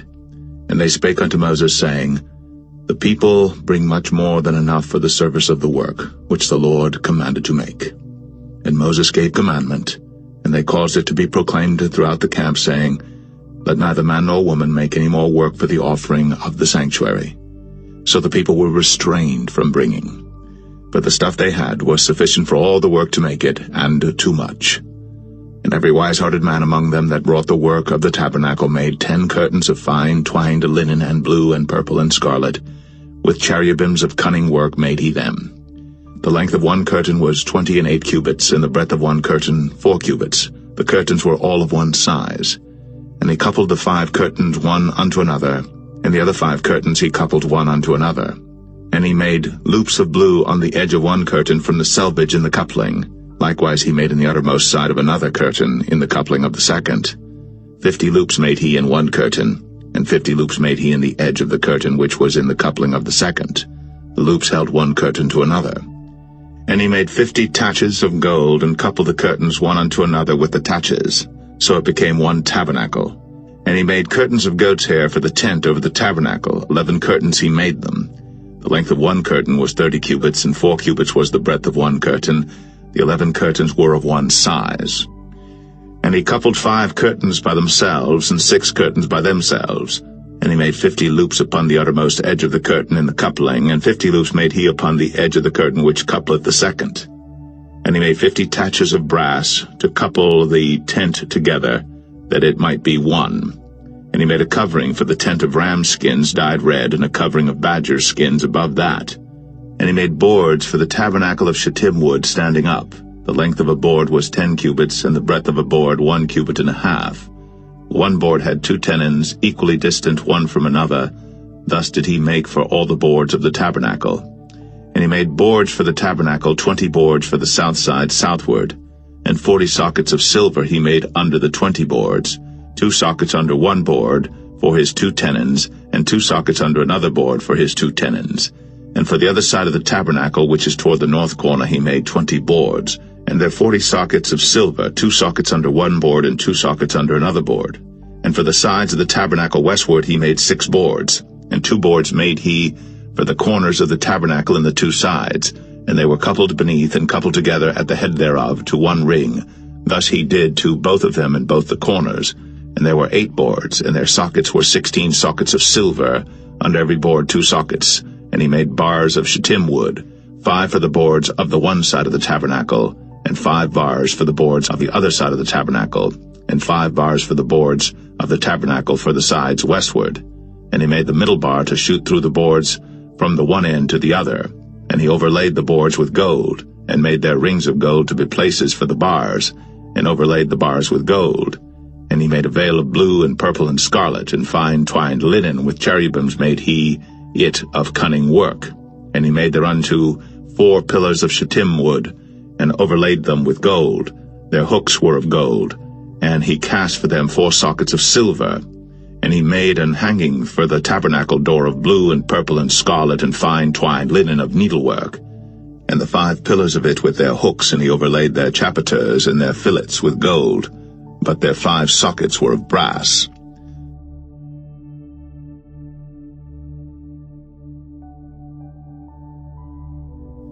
Exodus 37. And Bezalel made the ark of shittim wood. 2 cubits and a half was the length of it, and 1 cubit and a half the breadth of it, and 1 cubit and a half the height of it. And he overlaid it with pure gold within and without, and made a crown of gold to it round about. And he cast for it 4 rings of gold, to be set by the 4 corners of it, even 2 rings upon the one side of it, and 2 rings upon the other side of it. And he made staves of shittim wood, and overlaid them with gold. And he put the staves into the rings by the sides of the ark to bear the ark. And he made the mercy seat of pure gold. 2 cubits and a half was the length thereof, and 1 cubit and a half the breadth thereof. And he made 2 cherubims of gold, beaten out of one piece made he them, on the 2 ends of the mercy seat, 1 cherub on the end on this side, and another cherub on the other end on that side. Out of the mercy seat made he the cherubims on the 2 ends thereof. And the cherubims spread out their wings on high, and covered with their wings over the mercy seat with their faces one to another. Even to the mercy seatward were the faces of the cherubims. And he made the table of shittim wood. 2 cubits was the length thereof, and 1 cubit the breadth thereof, and 1 cubit and a half the height thereof. And he overlaid it with pure gold, and made thereunto a crown of gold round about. Also he made thereunto a border of an handbreadth round about, and made a crown of gold for the border thereof round about. And he cast for it 4 rings of gold, and put the rings upon the 4 corners that were in the 4 feet thereof. Over against the border were the rings, the places for the staves to bear the table. And he made the staves of shittim wood, and overlaid them with gold to bear the table. And he made the vessels which were upon the table, his dishes, and his spoons, and his bowls, and his covers, to cover withal of pure gold. And he made the candlestick of pure gold. Of beaten work made he the candlestick. His shaft and his branch, his bowls, his knobs, and his flowers were of the same. And 6 branches going out of the sides thereof, 3 branches of the candlestick out of the one side thereof, and 3 branches of the candlestick out of the other side thereof. 3 bowls made after the fashion of almonds in one branch, a knob and a flower, and 3 bowls made like almonds in another branch, a knob and a flower. So throughout the 6 branches, going out of the candlestick. And in the candlestick were 4 bowls made like almonds, his knobs and his flowers, and a knob under 2 branches of the same, and a knob under 2 branches of the same, and a knob under 2 branches of the same, according to the 6 branches going out of it. Their knobs and their branches were of the same. All of it was one beaten work of pure gold. And he made his 7 lamps, and his snuffers, and his snuff dishes of pure gold. Of a talent of pure gold made he it, and all the vessels thereof. And he made the incense altar of shittim wood. The length of it was 1 cubit, the breadth of it 1 cubit. It was 4 square, and 2 cubits was the height of it. The horns thereof were of the same. And he overlaid it with pure gold, both the top of it, and the sides thereof round about, and the horns of it. Also he made unto it a crown of gold round about. And he made 2 rings of gold for it under the crown thereof, by the 2 corners of it upon the 2 sides thereof, to be places for the staves to bear it withal. And he made the staves of shittim wood, and overlaid them with gold. And he made the holy anointing oil, and the pure incense of sweet spices, according to the work of the apothecary.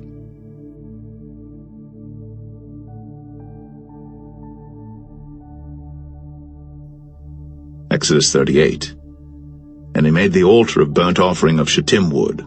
5 cubits was the length thereof, and 5 cubits the breadth thereof. It was 4 square, and 3 cubits the height thereof. And he made the horns thereof on the 4 corners of it. The horns thereof were of the same, and he overlaid it with brass. And he made all the vessels of the altar, the pots and the shovels and the basins and the flesh hooks, and the fire pans, all the vessels thereof made he of brass. And he made for the altar a brazen grate of network under the compass thereof beneath unto the midst of it. And he cast 4 rings for the 4 ends of the grate of brass to be places for the staves. And he made the staves of shittim wood, and overlaid them with brass. And he put the staves into the rings on the sides of the altar, to bear it withal. He made the altar hollow with boards. And he made the laver of brass, and the foot of it of brass, of the looking glasses of the women assembling, which assembled at the door of the tabernacle of the congregation. And he made the court. On the south side southward the hangings of the court were of fine twined linen, 100 cubits. Their pillars were 20, and their brazen sockets 20. The hooks of the pillars and their fillets were of silver.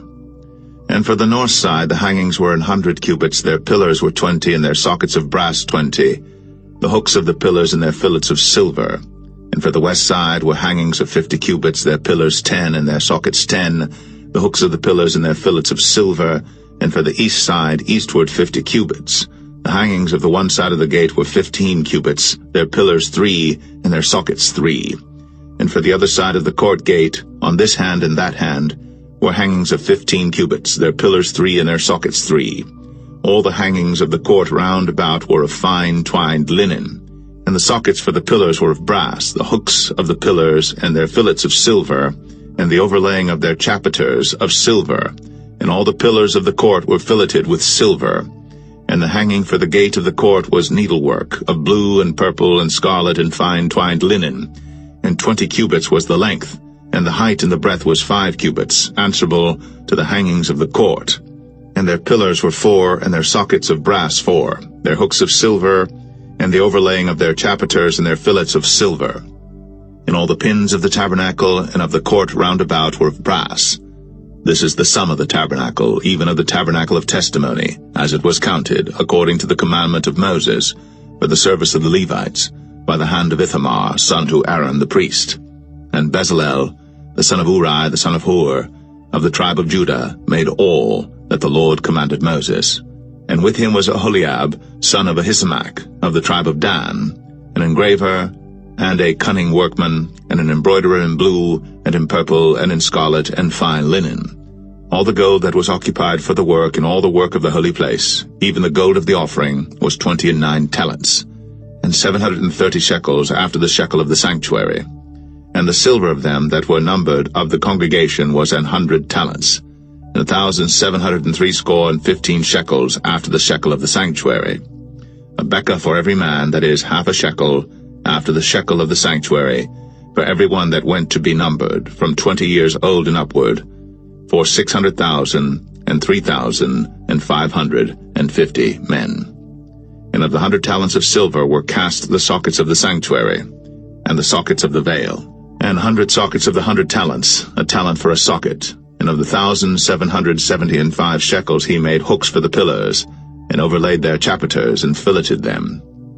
And the brass of the offering was 70 talents, and 2,400 shekels.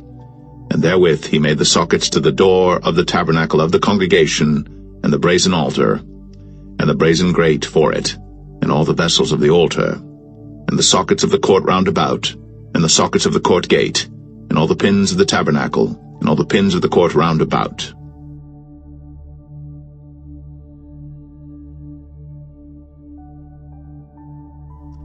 Exodus 39.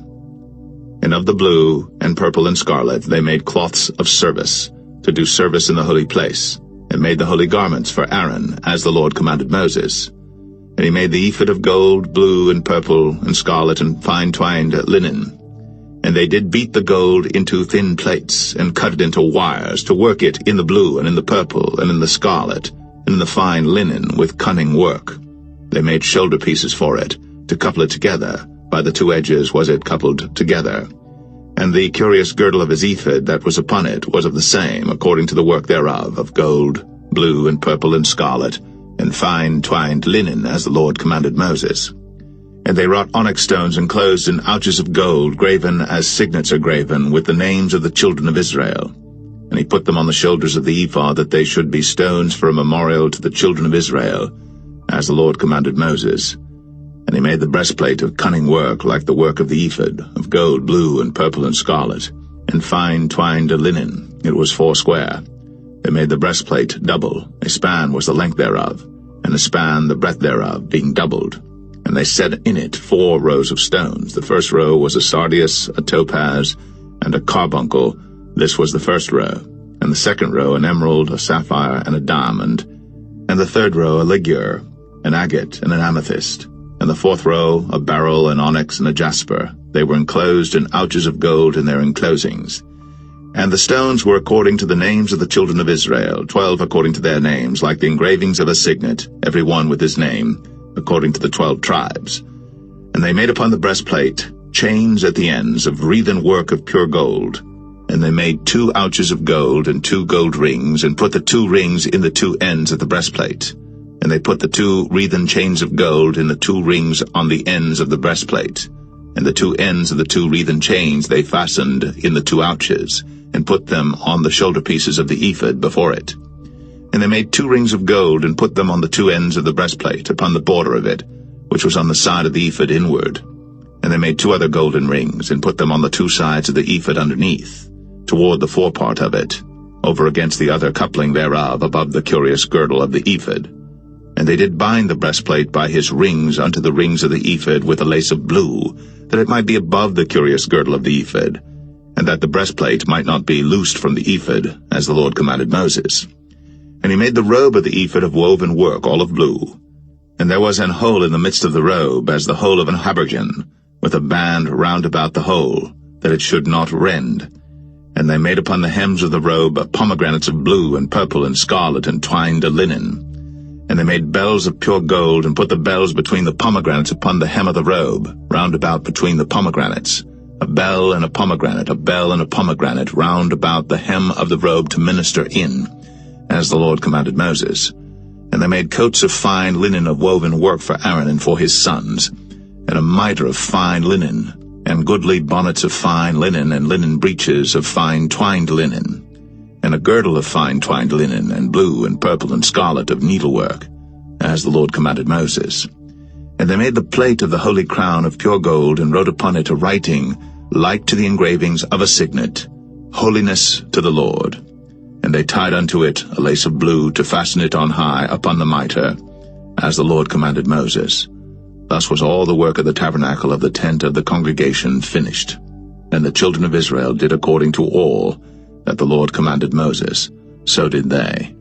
And they brought the tabernacle unto Moses, the tent, and all his furniture, his taches, his boards, his bars, and his pillars, and his sockets, and the covering of ram skins dyed red, and the covering of badger skins, and the veil of the covering, the ark of the testimony, and the staves thereof, and the mercy seat, the table and all the vessels thereof, and the showbread, the pure candlestick, with the lamps thereof, even with the lamps to be set in order, and all the vessels thereof, and the oil for light, and the golden altar, and the anointing oil, and the sweet incense, and the hanging for the tabernacle door, the brazen altar, and his grate of brass, his staves and all his vessels, the laver and his foot, the hangings of the court, his pillars and his sockets, and the hanging for the court gate, his cords, and his pins, and all the vessels of the service of the tabernacle for the tent of the congregation, the cloths of service to do service in the holy place, and the holy garments for Aaron the priest, and his sons' garments, to minister in the priest's office. According to all that the Lord commanded Moses, so the children of Israel made all the work. And Moses did look upon all the work, and behold, they had done it, as the Lord had commanded, even so had they done it. And Moses blessed them.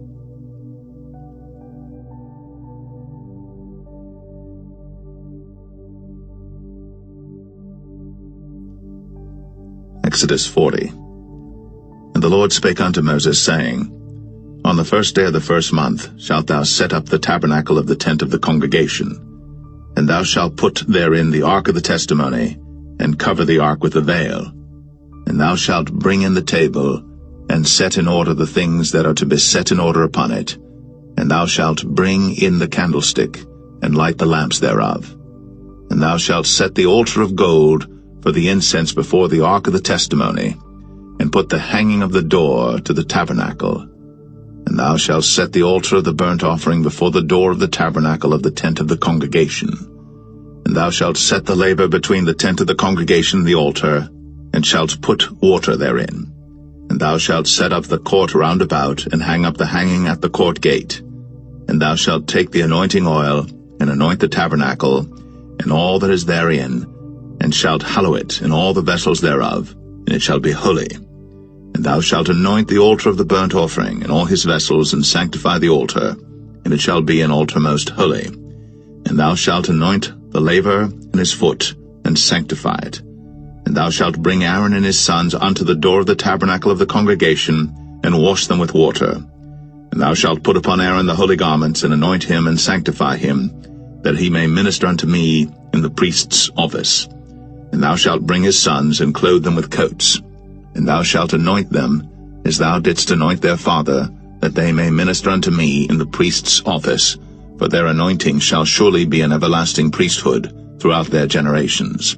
Thus did Moses, according to all that the Lord commanded him, so did he. And it came to pass in the 1st month, in the 2nd year, on the 1st day of the month, that the tabernacle was reared up. And Moses reared up the tabernacle, and fastened his sockets, and set up the boards thereof, and put in the bars thereof, and reared up his pillars. And he spread abroad the tent over the tabernacle, and put the covering of the tent above upon it, as the Lord commanded Moses. And he took and put the testimony into the ark, and set the staves on the ark, and put the mercy seat above upon the ark. And he brought the ark into the tabernacle, and set up the veil of the covering, and covered the ark of the testimony, as the Lord commanded Moses. And he put the table in the tent of the congregation upon the side of the tabernacle northward without the veil. And he set the bread in order upon it before the Lord, as the Lord had commanded Moses. And he put the candlestick in the tent of the congregation over against the table on the side of the tabernacle southward. And he lighted the lamps before the Lord, as the Lord commanded Moses. And he put the golden altar in the tent of the congregation before the veil. And he burnt sweet incense thereon, as the Lord commanded Moses. And he set up the hanging at the door of the tabernacle. And he put the altar of burnt offering by the door of the tabernacle of the tent of the congregation, and offered upon it the burnt offering and the meat offering, as the Lord commanded Moses. And he set the laver between the tent of the congregation and the altar, and put water there to wash withal. And Moses and Aaron and his sons washed their hands and their feet thereat, when they went into the tent of the congregation, and when they came near unto the altar, they washed, as the Lord commanded Moses. And he reared up the court round about the tabernacle and the altar, and set up the hanging of the court gate. So Moses finished the work. Then a cloud covered the tent of the congregation, and the glory of the Lord filled the tabernacle. And Moses was not able to enter into the tent of the congregation, because the cloud abode thereon, and the glory of the Lord filled the tabernacle. And when the cloud was taken up from over the tabernacle, the children of Israel went onward in all their journeys. But if the cloud were not taken up, then they journeyed not till the day that it was taken up. For the cloud of the Lord was upon the tabernacle by day, and fire was on it by night, in the sight of all the house of Israel, throughout all their journeys.